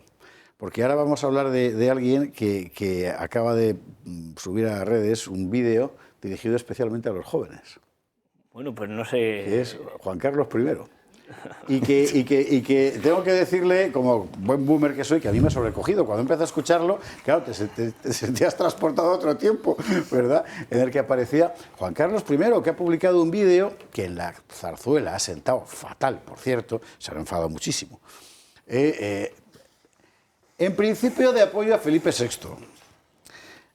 Aquí hay que preguntarse varias cosas. 1, ¿hasta qué punto no es una promoción de su libro? 2, claro. 2, ¿hasta qué punto tiene razón realmente la zarzuela para molestarse? 3, coño, ¿qué sentido tiene que en la España de Ábalos y Coldo y el hermano y la madre que los parió a todos, este pobre hombre ande por ahí que no puede venir a España, que es una cosa de locura? En fin, todo al mismo tiempo. Y luego lo que dice. ¿Qué dice Juan Carlos I hoy en ese vídeo que ha salido de repente y que muchos han callado para no molestar a la zarzuela, por cierto? Dice esto. Quiero dejar un breve mensaje para los jóvenes españoles, sobre todo para todos los que no conocéis la historia de España. Quiero que sepáis que vuestros padres, vuestros abuelos y muchos españoles unidos conseguimos hacer una transición ejemplar, dar un cambio a este país en unas circunstancias muy complejas en las que todos tuvimos que esforzarnos y arriesgar, pero con la generosidad y el esfuerzo de todos, logramos que este país sea lo que hoy es. He realizado este esfuerzo de escribir mis memorias con la idea de que vuestros padres puedan recordar momentos históricos y que vosotros podáis conocer la historia reciente de vuestro país, sin distorsiones interesadas, contado por alguien que vivió la transición en primera persona, donde ha habido acontecimientos que han marcado nuestro futuro y todo este es el legado que yo os he podido dejar. La monarquía ha jugado un papel esencial en toda esta transición, una posición institucional y de relaciones en las que hemos conseguido conectar a España con el resto del mundo. Os pido que apoyéis a mi hijo, el rey Felipe, en este duro trabajo que es unir a todos los españoles y que España siga siendo y jugando un papel tan relevante en el mundo. Gracias por escucharme. Un fuerte abrazo. No es como mucha gente ha dicho que no lo han hecho con inteligencia artificial. O sea, él ha subido un vídeo y ya digo que Moncloa, en Zarzuela, en Moncloa imagino que también, pero en Zarzuela ha sentado fatal. Pues hemos sacado de entre el florilegio de titulares, me parece que es del Confidencial de quien nos hemos sacado, ¿no? Bueno, de ABC, perfecto. Zarzuela lo tacha de innecesario e inoportuno, o sea que tampoco han sido moderados en la cualificación. Bueno, ahora lo comentaremos, es muy importante, objetivamente es muy importante el asunto, pero como es un vídeo que se dirige específicamente a la gente más joven, sí que me gustaría preguntarle a Moisés, ¿cómo lo ves?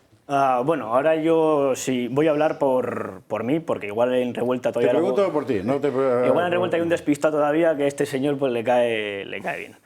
En fin, yo creo que cada muestra ya de lo que es. Yo nunca he sido monárquico, pero deja pocas cosas para que uno se convierta o para que otra persona mantenga su filia a la monarquía. Yo hice reservas mentales cuando juré bandera sobre el tema del rey. No me gusta y este señor es en mi opinión, bueno, objetivamente ha robado, está donde está porque no puede venir aquí porque está perseguido por la justicia y este tipo de cosas y nada, lo que diga este señor yo no pierdo ni un solo minuto en escucharlo, desde luego. Está bien, historia pasada. Eso es ¿ven? ¿Y para vosotros?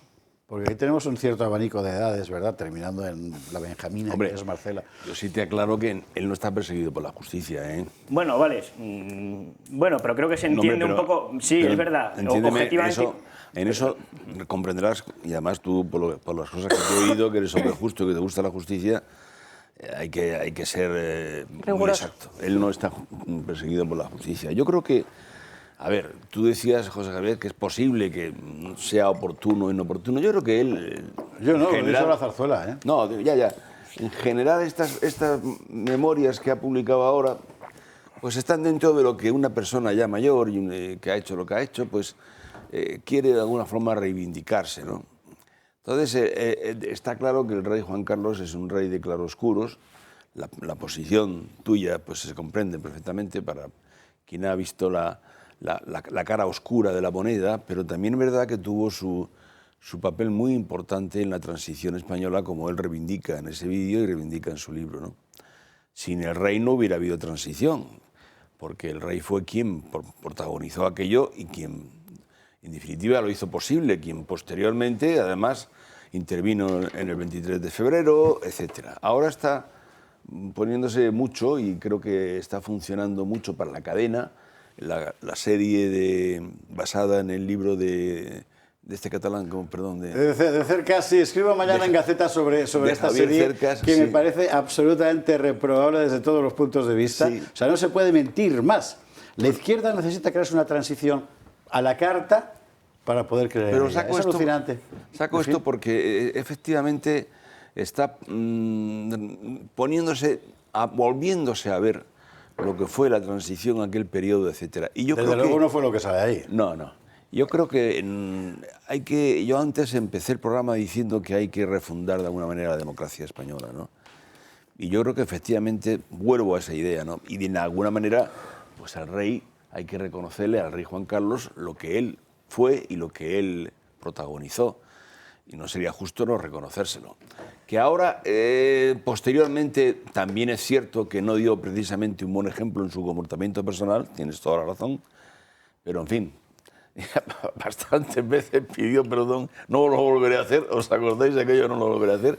Y finalmente diría que me ha sorprendido verlo, yo no sé si es inteligencia artificial o no, pero la verdad es que lo he visto francamente bien en su tono y en la forma de hablar y tal, es decir, que yo lo hacía físicamente peor. ¿Cómo lo habéis visto vosotros, Marcela, Carlos? Bueno, yo creo que es un avance de una pequeña publicidad de su libro, de sus memorias, la verdad. Joder, sí, pero para a ver, no le encuentro mucho más sentido, la verdad, a este vídeo, más que, yo qué sé, pues contarle a los jóvenes lo que es y decirles que no tienen ni idea de la historia española, cosa que ya sabemos todos, pero nos lo está certificando el rey emérito.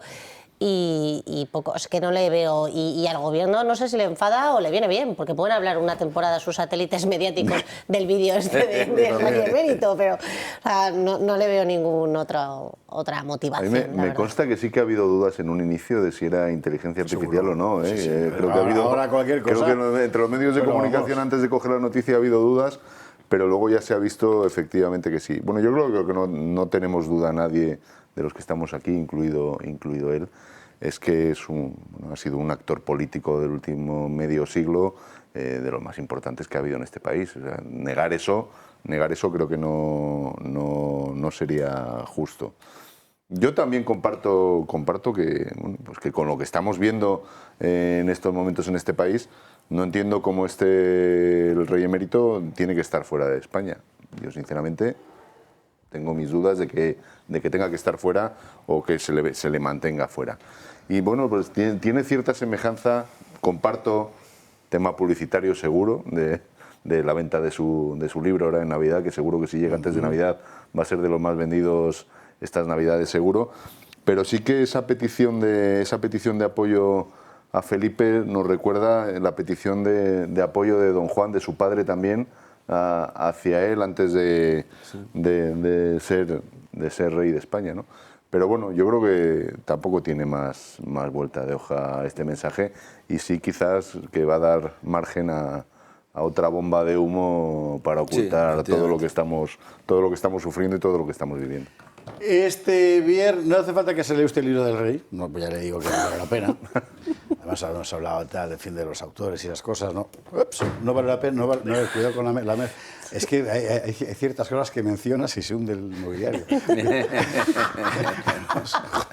No, lo que sí que le aconsejo es que, creo que, vamos a ver si lo conseguimos, pero creo que Dios mediante el viernes en el Gato de los Húsares estará Jesús Palacios para contarnos la biografía del rey Juan Carlos que publican Stanley Payne y Jesús Palacios. A ver si conseguimos que venga, porque si no es esta semana será la que viene, y sí que vamos a contar cosas. Porque, ¿sabe usted qué pasa? Inevitablemente el colorín tiende a hacer que la perspectiva histórica quede muy condicionada, ¿no? O sea, tú estás hablando del rey, del Corina, no fastidies, hombre, pero mucha vida, ¿verdad? Y muchas cosas. Y luego, por otra parte, tienes el relato oficial, que es el de la Santa Transición, donde Juan Carlos ocupaba un lugar enteramente apostólico. Claro, en realidad ni una cosa ni otra, ¿no? Y desde luego la transición para nada fue lo que sale en la serie Anatomía de un instante, basada en el libro de Javier Cercas, que es que inventa cosas absurdas, ¿no? Pero bueno, todo eso, ya le digo, lo haremos. Con lo que nos quedamos es con la opinión de Moisés sobre el rey Juan Carlos, que es como hablar de Fernando VII. Yo prefiero hablar de otro. De Carlos IV, quiere decir que es una cosa que queda muy lejos. No, sí. Y respecto a lo que me habías comentado, sé que no está perseguido por la justicia, objetivamente hablando, oficialmente hablando, pero bueno, creo que su corrupción moral, sus negocios con la monarquía del Golfo, ese tipo de cosas, tipo de comisiones y tal, creo que prueban su deslealtad hacia el pueblo español, hacia sus compatriotas, y creo que para mí eso es suficiente para que esté en el exilio, lejos, y ya está. Que además que creo que es que ahí sufre más que aquí en España entre rejas. Sí. La verdad es que yo si fuera él... Bueno, y la propia Zarzuela siempre la ha tenido relegado, ¿no? De hecho, las propias declaraciones de la Zarzuela Subridio muestran un poco la opinión que tiene la Zarzuela. Hay más de fondo. La semana pasada fue cuando comieron, ¿no? Sí, en el acto hubo una comida, sí. Sí, así de secretillo, ¿no? Efectivamente. Ahí hay más de fondo, pero vuelvo al problema enunciado al principio del programa. O sea, en España, objetivamente, lo que hemos descubierto es que el Estado no está preparado para hacer frente a una banda de salteadores. Y eso implica todas las instituciones permanentes. Y la Corona es la más permanente de todas. Y me parece que no es malo hacer una reflexión, ¿no? No sé, digo yo. ¿A la publi? ¿Nos vamos? Venga. Y hablamos de corrupción, porque habla Koldo, habla Ábalos, ninguno ante el juez, solo ante los medios. Claro, es muy jugoso lo que dicen, ¿no? Pero yo con lo que me quedaría es con eso de Koldo llamando a Sánchez el señor Pedro. Es que el señor Pedro, es que... Joder. Bueno, en fin, nos vamos a marchar. Antes, por cierto, y si quiere usted, además ahora vienen unas fechas ideales para esto, Montes de Galicia. Pues los espasandines se han traído Galicia entera aquí a un restaurante. Los sabores, los aromas, el color que tienen las piezas, los platos, pero le han dado una vuelta, es decir, es cocina gallega de la de toda la vida, pero muy creativa. Y eso se nota desde luego en el paladar, además con un servicio maravilloso, con camareros que saben no solo la carta, saben también la cocina, cómo se han hecho las cosas, y de verdad unos sabores inigualables y una cocción fantástica. Es que todo está en su punto y mire usted que es difícil. Montes de Galicia, además es zona anti-Almeida, puedes llegar con el coche, no te persigue nadie, nadie, ninguna cámara te vigila.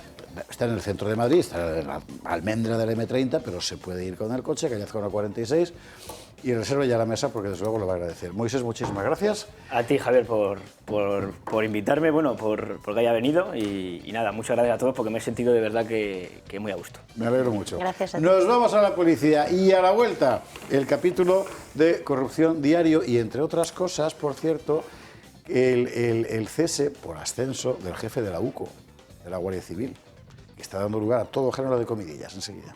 22:20 en Canarias. Estamos comentando lo de la serie esta en Movistar, ya la he estado viendo allí, y remito a mi artículo de Gaceta Mañana, y la verdad es que es un debate que sí que vale la pena tener, ¿verdad? Es decir, esta recuperación de la transición de tal forma que la izquierda lo pueda aceptar. Porque yo quiero recordar, para uso de las nuevas generaciones, quiero decir de las jóvenes generaciones, no de las nuevas generaciones del PP, que también, que la izquierda quiso bombardear la reforma política, que se puso enfrente, que hizo todo lo posible para que saliera un no en aquel referéndum, y salió un sí arrollador. La transición se hizo a pesar de la izquierda. Claro. Entonces, lo lógico sería... Bueno, da igual, no voy a contar mi artículo de mañana, porque es que de verdad, qué gente. En fin, bueno, vamos a ver. Los que sí que están contando historias son Koldo y Ábalos, muchísimas. Claro, aquí ya es muy difícil saber de todo lo que cuentan qué es lo que es verdad y qué es lo que es mentira, claro. En eso tiene razón el gobierno. También debería entender el gobierno que, visto lo visto, todos pensamos que es verdad. Por ejemplo, muchas de las cosas que ha dicho el hijo de Ábalos, que es una pieza clave, por cierto, en buena parte de los sumarios de su padre, Víctor Ábalos, que ha hecho una entrevista. Y en esa entrevista ha dicho esto. El ingreso en prisión de José Luis Ábalos ha desatado un giro brusco en su estrategia. Mensajes incendiarios en redes, filtraciones indirectas y ahora el testimonio de su propio hijo, Víctor Ábalos. Asegura que el día que estalló el caso Koldo, Santos Cerdán le ofreció a su padre un cheque en blanco en nombre del presidente para que no cantara. Le habría ofrecido abogados, un puesto en la consultora Acento, tertulias en televisión, todo lo que quisiera. Cerdán sería, según Víctor Ábalos, el intermediario, porque Sánchez en aquel momento no podía dar la cara. Víctor Ábalos va más allá y sitúa la caída de su padre dentro de una supuesta Operación Navalcarnero, una maniobra interna para apartarlo después de concentrar demasiado poder en el partido. Según Víctor, la desconfianza comenzó tras una fiesta de Halloween en 2020, cuando la exmujer del exministro aseguró tener pruebas comprometedoras. El presidente ordenó su destitución, una salida del Ejecutivo en la que fue decisiva Begoña Gómez. Según Víctor Ábalos, fue la mujer del presidente la que sugirió echar a su padre. El hijo del exministro niega ser testaferro, niega comisiones y niega tener fortunas ocultas en Latinoamérica. También apunta a la ministra de Defensa, Margarita Robles, asegurando que el cese de su padre se precipitó cuando sonó su nombre para ocupar su cartera. Víctor Ábalos carga también contra Cerdán. Asegura que si los audios grabados por Koldo García no hubieran salido a la luz, Cerdán seguiría siendo secretario de organización del PSOE. También tiene palabras contra Francina Armengol, presidenta del Congreso de los Diputados, a la que acusa de incumplir el reglamento de la Cámara Baja. Sobre Sánchez también es claro. Dice que la cama de su padre sigue caliente de todas las veces en las que Sánchez se ha quedado a dormir y asegura que le llamaba 300 veces al día. Concluye defendiendo a su padre. Dice que ha cargado con marrones que no merecía y que el supuesto riesgo de fuga que justifica la prisión provisional es absurdo. Ironiza incluso con que cualquiera puede reconocerle en el aeropuerto. Bueno, eso, lado Ábalos. Luego está el lado Koldo. Y Koldo él mismo dejó grabadas una serie de entrevistas, bueno, en realidad una muy larga, con OK Diario, que están saliendo ahora. Está en la cárcel, por la mochila, en el gimnasio, esas cosas, y va saliendo pues lo que él contó, ¿no? Y aquí, bueno, vamos a ver, que ha dejado caer que Begoña se llevó 1 millón de euros con el asunto de Europa. O sea, va fuerte, ¿eh? Así. Begoña Gómez, la mujer del presidente del Gobierno, sería recompensada con 1 millón de euros por ayudar en el rescate de Air Europa. Lo único que puedo decir es que los Hidalgo comentaron, y eso fue delante mía, que había que compensar el buen trato que había dado la señora Begoña. ¿Compensar cómo? Pues hombre, yo no sé cómo exactamente lo hicieron, pero las palabras que utilizaron ellos dijeron, empezaron hablando, creo que, si no me equivoco mal, de 100 o 200.000 euros, hasta decir 1 millón.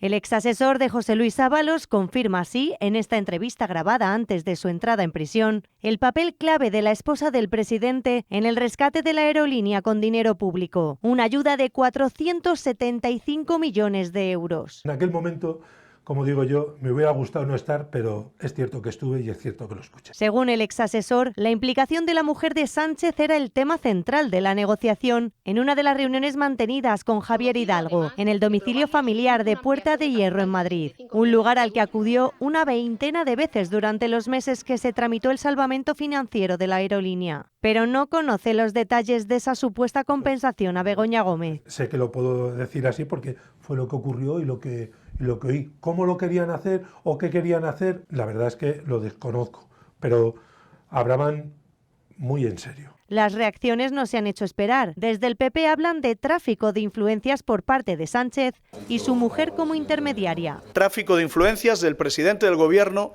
en el rescate de Air Europa con la intermediación de su propia mujer, de Begoña Gómez. La realidad es que Koldo apunta a cobros de comisiones de hasta 1 millón de euros por parte de la esposa del presidente del Gobierno. Desde Vox barajan llevar al juez estas declaraciones de Koldo sobre Begoña Gómez y Air Europa. Nuestro equipo jurídico está leyendo con mucha atención esas declaraciones para proceder a interponer las denuncias que sean necesarias, como hemos hecho siempre y no vamos a dejar de hacer. De momento, estas acusaciones de Koldo solo se han hecho a través de los medios, no ante el juez, la única manera de que el rescate de la aerolínea pueda ser investigado. Esto es complicado. Vamos a ver, el rescate de la aerolínea, en principio, además lo han devuelto ya. El problema no es que se rescate a una aerolínea. El problema es que se haga por un procedimiento enteramente fuera del convencional y además con alguien poniendo la mano. Claro, ahí es donde está la cuestión. ¿A vosotros qué impresión os merece? Gracias, por cierto, a Gloria Sacristán y a Marina Neila por las 2 piezas que nos han servido. ¿Qué opinión os...? no sé, A ver, yo creo que el tema de que no declaren ante el juez a la fecha es una mera estrategia procesal en varios sentidos. Uno, normalmente el que es acusado procesado en una causa penal, cuanto más se alargue la pieza o el asunto, pues mejor para él, a pesar de estar en prisión provisional. 2, tu derecho a guardar silencio y a no declarar siempre lo tienes, igual que tu derecho a declarar, lo puede pedir en cualquier momento conforme a la ley de enjuiciamiento criminal, pero mientras no tenga una estrategia clara o igual no tiene abogado o la acaba de despedir o lo que sea, pues quizás es mejor no cometer ningún error en ese sentido. 3, los medios de comunicación los controlas tú. La realidad que pase en un interrogatorio con un juez, que además queda grabada y puede ser una causa para continuar la imputación contra ti, no la controlas tú, con lo cual yo creo que adolece más a una estrategia, es una forma de poder mandar ese mensaje de inocencia a la opinión pública. mientras lo que pasa en sede judicial pues es otro ámbito y no está tan controlado, ¿no? Esa es mi opinión respecto al tema de hablar o no hablar, y máxime en el caso de Koldo, ¿no? Que lo ha grabado y lo va a ir sacando poquito a poco. ¿A vosotros qué...? Hombre, yo creo que se están metiendo en un berenjenal en el que al final, pues esto ya no hay omertá, ¿no? Es decir, que se ha acabado la omertá mafiosa tradicional, y aquí lo que está haciendo es, a través de los medios, un diálogo a ver hasta dónde pueden llegar, qué se les puede ofrecer, etcétera, etcétera. Yo creo que eso es lo que está subyaciendo en el tema, ¿no? Por otro lado, lo que él dice en relación con Begoña, la mujer del presidente, es un testimonio de referencia, lo cual no tiene en derecho mucho valor, ¿no? He oído que uno decía que... Efectivamente, he oído que uno decía que... sí tiene un valor contextual desde el punto de vista indiciario, pero no puede justificar ninguna investigación respecto de ella en concreto, ni puedes justificar una condena en su día o algo así, porque no, como prueba única, ¿no? El testimonio de referencia, al fin y al cabo, implica una interpretación de quien lo hace sobre otra tercera persona, etcétera, etcétera. Ese tipo de cosas, si empiezan a alargarse de esta manera, pues oye, vete a saber cómo termina, ¿no? Y dices tú que al parecer es una grabación que continúa, es decir, que tiene... Sí, seguramente que yo creo que habrá más entregas. Que se irá haciendo... Él dejó grabada la entrevista con Eduardo Inda, efectivamente. Que se irá haciendo por entregas. Supongo que sí. Yo creo que más que una estrategia de defensa es de ataque, ¿no? Sí. A la vista de lo que estamos viendo y vamos conociendo, bueno, pues ellos han decidido, como decía Marcela, ellos han decidido en este momento ir por la vía de los medios de comunicación, quizá para lanzar mensajes, ir lanzando mensajes, aparte de alargar el proceso, pero de lo que no tenemos ninguna duda, y creo que ninguno de los que estamos aquí ni nadie que nos está viendo, es que Koldo y Ábalos saben muchas cosas. Saben muchas cosas. Y Pedro Sánchez sabe que saben muchas cosas. Pero Carlos, es que es evidente... Es una película de mafia, pero perfecta. Pero o sea, el guión... Es que yo no comprendo cómo la gente aún sigue dando vueltas. Vamos a ver, aunque sea lo que han dicho 40 veces, ¿quiénes iban en ese coche? Bueno, eso lo hemos comentado mil veces. Es decir, cualquiera que conozca el desarrollo de la vida política de Pedro Sánchez y desde que ha llegado otra vez a la Secretaría General, de la forma que llegó, una vez que la habían expulsado, votando detrás de las cortinas en las urnas, que ha llegado con el apoyo de Sabiniano y sus saunas en su campaña electoral, es que cumple todos los requisitos para ser una película... Esto sí que no es testimonio de referencia, esto es ¿cómo se llama el libro? El Manual de Resistencia. Escrito por el mismo. Escrito por el mismo y descrito por el mismo. Entonces nadie puede tener duda de que este señor conocía todo, la forma de actuar de ellos, absolutamente todo. Y entonces, bueno, a mí me hace gracia ahora estamos en la siguiente fase, que lo ha insinuado nuestro presidente, no sé si fue ayer o antes de ayer, que habrá que pensarse dentro de la película de mafias que estamos viendo, si a estos dos señores no hay que prestarles protección como testigos protegidos, porque bueno, estamos en una película en la que no sabemos el desenlace, va camino de acabar como una película pues claro que absoluta. Corren peligro, claro que sí, porque tienen mucha información, exacto, yo eso estoy de acuerdo, que no cabe duda. Y también creo que el Partido Socialista Obrero Español, porque es el que forma parte de la trama sin perjuicio del uno, es conocedor y aposta, utiliza esta serie de personajes para eximirse de culpas y que mientras tanto nos entretengamos con Lo y Ábalos. Claro. O sea, eso es verdad. En la casa de los golfos, por dos, como ha dicho alguien, que hay dos puteros, ¿no? Ha sido, en el propio Partido Socialista, ¿no? O sea, ahora están ya soltando, es que qué mala gente era. Yo no los conocía de nada. Pero es que mira, al mismo tiempo que salen cosas de Koldo por la vía que hemos visto, etcétera, también hoy han salido 20.000 cosas nuevas sobre Santos Cerdán. Sí. Y la mujer de Santos Cerdán, y el hermano de la mujer, y no sé qué. Y muy importante la conexión PNV-Bildu con los negocios de las concesiones. Y también están saliendo ya cosas. Y eso compromete a todo el mundo, claro. Pero han logrado eso, que tener 2, 3, 4 titulares diarios que apuntabas al inicio, ¿no? De cuando nos y vamos a ver qué dicen hoy, a ver qué nuevo capítulo tenemos normal, hoy. Ya casi ni nos afecte, ¿no? Y eso es lo grave, y que la trama al final, o estás metido en el asunto o ya ni te enteras de lo que pasa, porque todos los días son nuevas noticias, nuevas informaciones de la UCO, o sea, es complicado, y logran eso, que al final, pues los que estamos viendo esto como espectadores y como españoles que deseamos que estos casos de corrupción no se produzcan en nuestra nación, pues nos aburramos del asunto y ya ni prestes atención. Pero es que me acaba de escribir un espectador canario diciéndome que Feijóo es un papa, Feijóo, sí, es un papa fría. En mi vida había oído esa expresión y me ha hecho mucha gracia. De hecho, me quedo literalmente helado. Bueno, fíjese usted que están cubriendo un dermatis personae, ¿no? Entonces tienes a Koldo, que se ha puesto la gorra, es alucinante, y está como el señor Pedro, la señora Begoña, o sea, yo soy el chofer que pasaba por allí y que me enteré de todo. Pero el personaje de Koldo está siendo ese. Ábalos está en él, ahora os vais a enterar, le pone en las redes sociales a alguien que escribe el nombre de Ábalos, que nadie sabe quién es. Pero hay muchas cosas llamativas. La abogada de Koldo, si no me equivoco, sigue siendo una abogada cercana al llamémosle submundo, por no llamarle cloaca, del PSOE, ¿no? Una señora que ofreció un soborno para que alguien declarara en un cierto sentido. O sea, estamos bien, ¿eh? Chico, esto es una cosa misteriosa. Y por el medio, el tema de la UCO. En condiciones normales, esto sería una cuestión rutinaria. Es decir, el jefe de la Unidad Central Operativa de la Guardia Civil, que es un coronel, asciende a general, por tanto, se marcha. Pero claro, nada de lo que estamos viviendo son condiciones normales.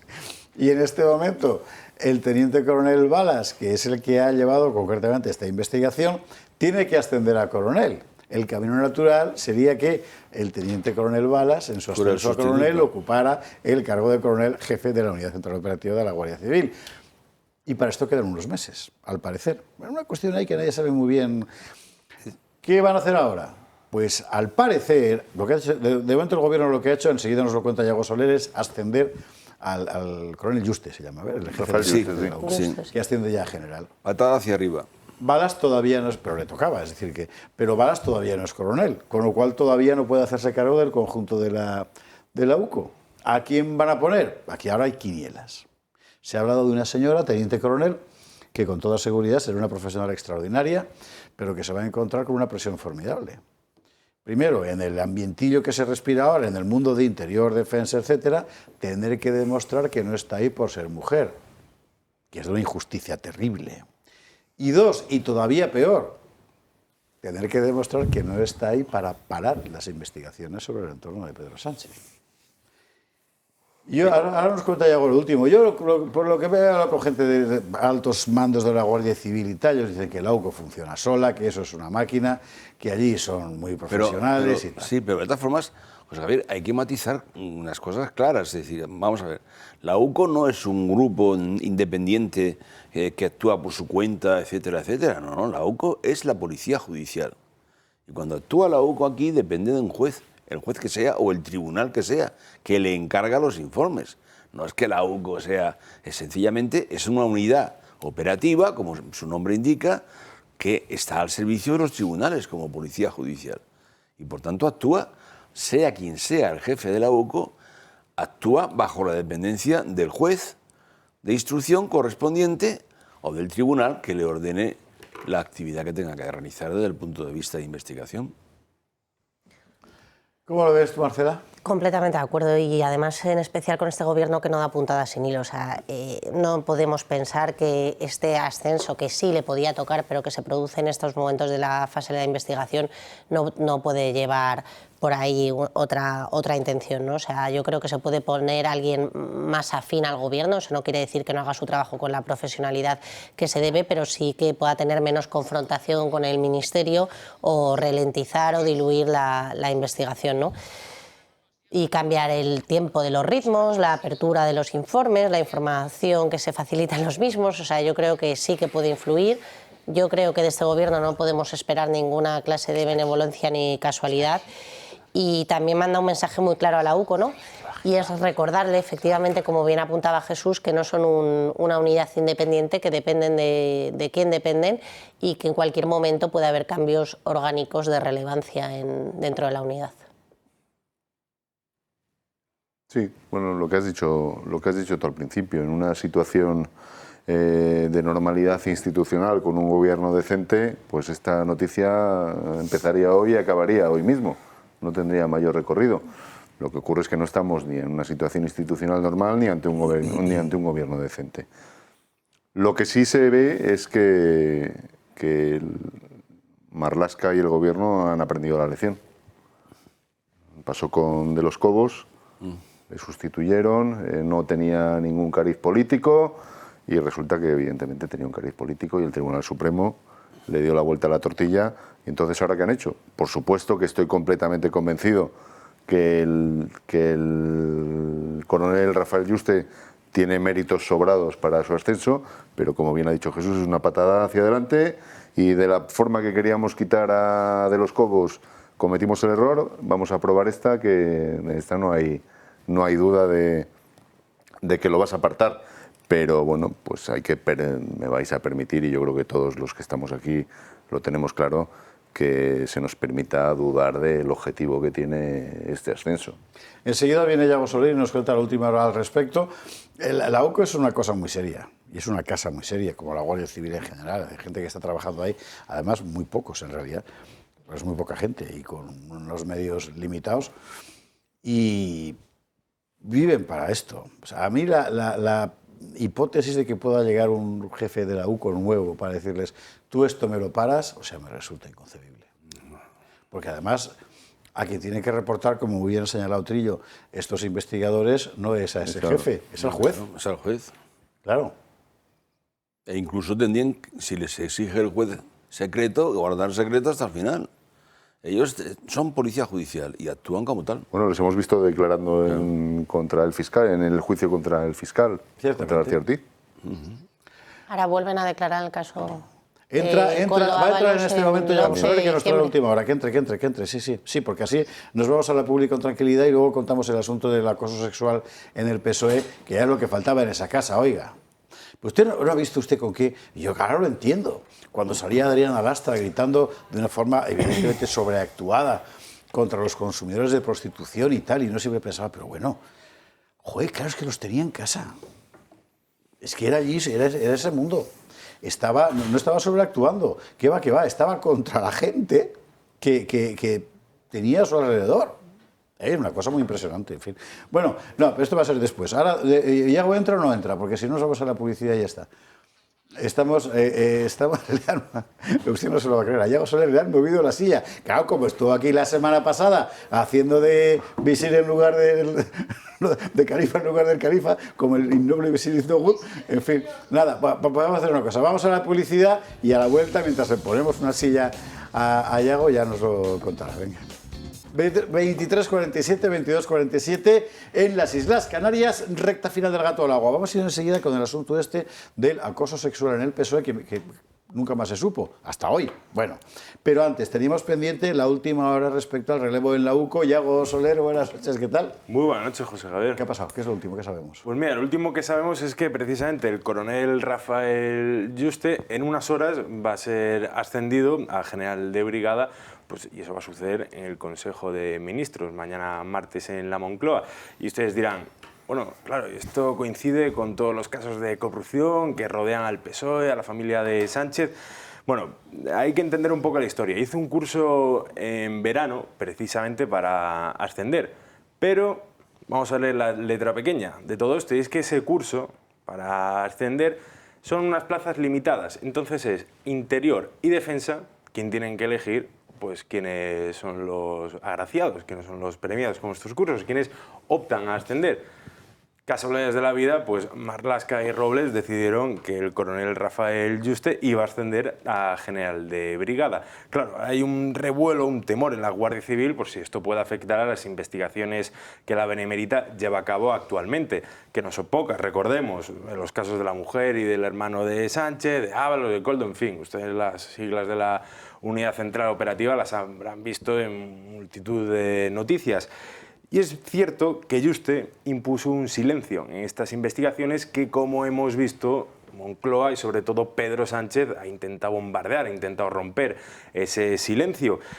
Y llega también tras meses de bombardeos y de ataques, no solo, por ejemplo, de la fontanera, de Leire Díaz, con esos audios contra balas, etcétera, etcétera. No, es que también Marlaska tiene a la UCO y sobre todo a la Guardia Civil en el punto de mira. Y antes lo hablábamos José Javier y yo al inicio del programa, antes de la emisión, está el tema de Oconsur, donde descabezaron toda la unidad que estaba carcomiendo al narco marroquí, esa entrada de hachís por el sur de Europa, y ahora mismo pues hay un nivel de violencia en el sur de nuestro país bastante alarmante, así que así se gasta el gobierno contra la Guardia Civil. Ha habido muchos nombres, pero es todo rumorología, ¿eh? ¿De quién puede sustituir al coronel Yuste en la UCO? No hay nada sólido en las últimas horas, ¿no? No, todo, bueno, se habla de, como comentabas antes, de una mujer, pero todo esto se tiene que decidir y a lo mejor quizás al ser un tema militar, bueno, de interior, del cuerpo armado, pues se lo tomen con un poquito más un poco más descafeinado esto y no con tanta aceleración como, por ejemplo, el caso del fiscal general. Hay que decir además que generalmente hay bronca siempre entre Marlaska y Margarita Robles, siempre. Representan, por así decir, dos alas diferentes de los grupos de influencia que operan en torno al gobierno. Han chocado muchas veces, empezando por el anterior director de la Guardia Civil. O sea que aquí va a haber movida. Iago, gracias mil. Muchas gracias. Nos vamos con el tema del señor Salazar. Mire usted por dónde. Vamos a ver, esta historia no deja de ser una cuestión, ¿cómo decir? Hombre, menor no es, porque son denuncias muy serias, pero digamos marginal dentro de la crónica política, pero es relevante porque te da la medida de hasta dónde puede llegar la hipocresía de esta gente, ¿no? En fin, y aquí, mira, contradiciendo a Carlos Pollán, sí que hablaría más específicamente del sanchismo que del PSOE, porque son socialistas quienes han denunciado esto, pero el aparato sanchista es el que lo ha hecho, vamos, en fin, esto que nos cuenta Mónica Fuster. El PSOE ha pausado la investigación a Salazar tras la desaparición de las denuncias por acoso sexual. El elegido por Sánchez para ser parte de la nueva y regeneradora cúpula del Partido Socialista resultó ser un acosador encubierto. Salazar iba a ser nombrado secretario de organización tras la entrada en prisión de Santos Cerdán, cuando aparecieron denuncias por parte de dos trabajadoras de la Moncloa. Estas le acusaban de acoso sexual y abuso de poder. Una de las víctimas, en una exclusiva del diario.es, denunciaba que Salazar le dispensó un trato baboso y que repitió comportamientos inadecuados. Cuando llegó a trabajar, sus compañeras le advirtieron de que tuviese cuidado con él. Tras la publicación de estas declaraciones, Salazar renunció al nuevo cargo que le había ofrecido el presidente dentro de esta nueva organización regeneradora, mientras Pilar Alegría salía a defenderle. A Paco Salazar le conozco desde hace muchos años, ha sido y es un compañero íntegro. De hecho, algunas de sus colaboradores y sus colaboradoras que trabajaron con él en Moncloa, en tiempos después estuvieron trabajando conmigo en el Ministerio de Educación y Formación. Es más, recientemente quedó con su compañero para comer, como muestra esta exclusiva de Artículo 14. Por otro lado, Sánchez declaraba sentirse herido por esta situación, que le estallaba a la vez que la trama de Ábalos, Koldo y su hermano. Comparezco ante vosotros, evidentemente con el corazón tocado, pero también con la determinación intacta, porque me equivoqué al depositar mi confianza en personas que no la merecían. Sin embargo, las palabras no bastan. ¿Dónde están las medidas ante esta situación de acoso? El partido que abandera el feminismo no ha contactado con las denunciantes en estos 5 meses. Cuando haya potenciales casos de agresión o de acoso sexual, yo le pido a las compañeras víctimas de estos acosos que utilicen estos canales. Utilizaron esos canales y no les han protegido. Ni la ciudadanía ni la militancia supo nada de esta investigación, ni las propias víctimas. Todo cayó en saco roto. Es más, las denuncias se han borrado por unas horas y Ferraz lo atribuye a un error informático. Alegan que no puede continuar el procedimiento porque el exasesor de Moncloa ha pedido la baja como militante. Decirles también que este proceso no ha concluido, que la pérdida de condición de afiliado del señor Salazar no supone el fin del procedimiento en ningún caso. ¿Error informático o encubrimiento? Lo único que sabemos es que el proceso lleva abierto 5 meses y todavía no se ha tomado ninguna medida. La transparencia del Partido Socialista en este caso de acoso ha brillado por su ausencia. Y ahora estamos con que si, bueno, al fin y al cabo ya no es militante. No me convences. ¿De qué? No me convences con lo del sanchismo. No, desarrolla. No, a ver, la historia del PSOE yo creo que nos podríamos remontar hasta Juan Negrín en la Guerra Civil. Tú que estás muy puesto en todos estos temas. Entonces, o Luis Roldán, los ERES de Andalucía y ahora todos los hombres de actualidad. El Partido Socialista siempre ha utilizado a las mujeres, bien por una vía para argumentario, para ideario, o bien en esta otra vía que estamos conociendo. Y hablan de tolerancia cero.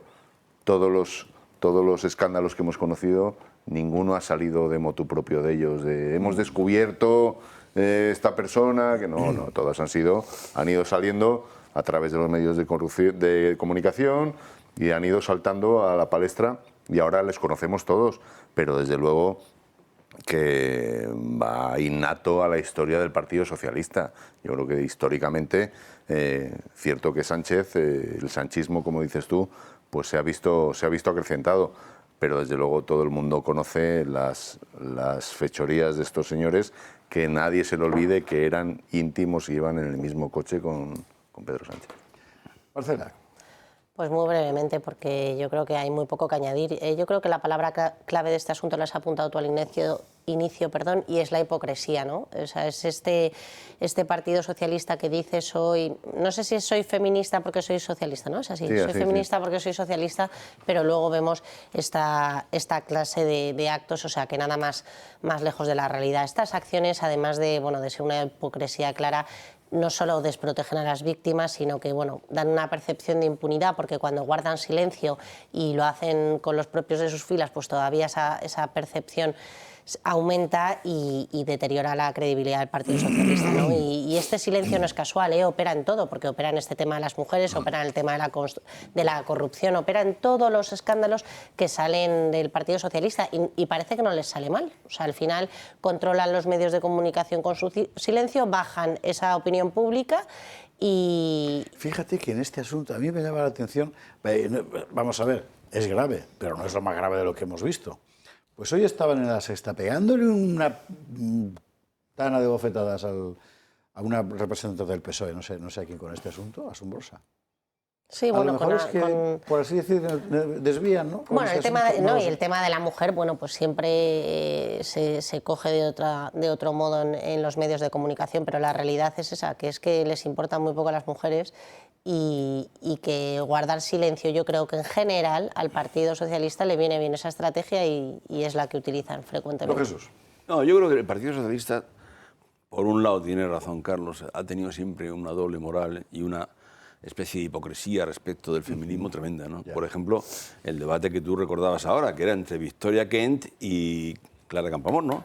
Y en definitiva, Campoamor, que era representante del Partido Radical de la derecha en aquel momento, y la otra del Partido Radical Socialista, ¿no? Y era contraria al voto femenino en el año 1931, ¿no? Eso que se sepa claramente. Luego, además, han pasado 20.000 historias, ¿no?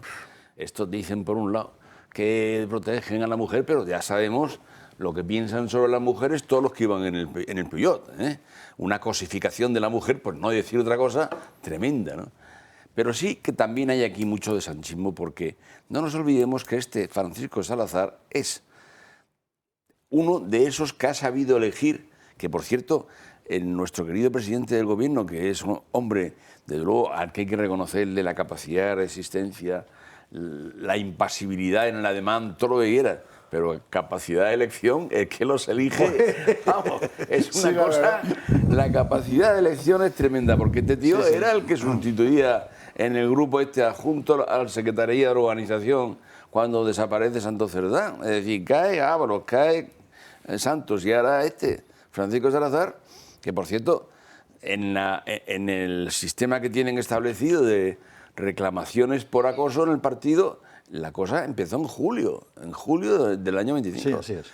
Y sin embargo lo hacen desaparecer del sistema en octubre cuando lo nombran a en fin. Que se han borrado los archivos. La verdad es que la capacidad de elección del señor presidente ya es sospechosa, ¿no?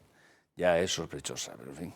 Bueno, yo creo que todos estos veían impunes a sus superiores y entonces... Iban emulando. Entonces iban diciendo, bueno, si estos lo llevan tan bien, ¿por qué nosotros no podemos participar de ello? Cosas. En fin, señores, hay que molestarse. ¿Y por qué no hemos hablado de que Sumar, que ha dicho un portavoz de Sumar, que no sé, Pedro tal, y luego Yolanda... Pues porque da igual, está haciendo de un paripé. Toda esta gente, mientras sigan apoyando a un gobierno que ellos saben perfectamente que está hasta aquí de corrupción, solo podemos pensar que es que ellos participan, punto. Y eso va por Sumar, por Junts, por Esquerra y por todos los demás. Y nosotros, mañana en Oviedo, Marcela Rigía, Jesús Trillo, Carlos Pollán, muchas gracias a los tres por estar aquí esta noche y a ustedes por estar aquí hoy y mañana con nosotros en Oviedo, desde la Cámara de Comercio, que haremos allí el programa.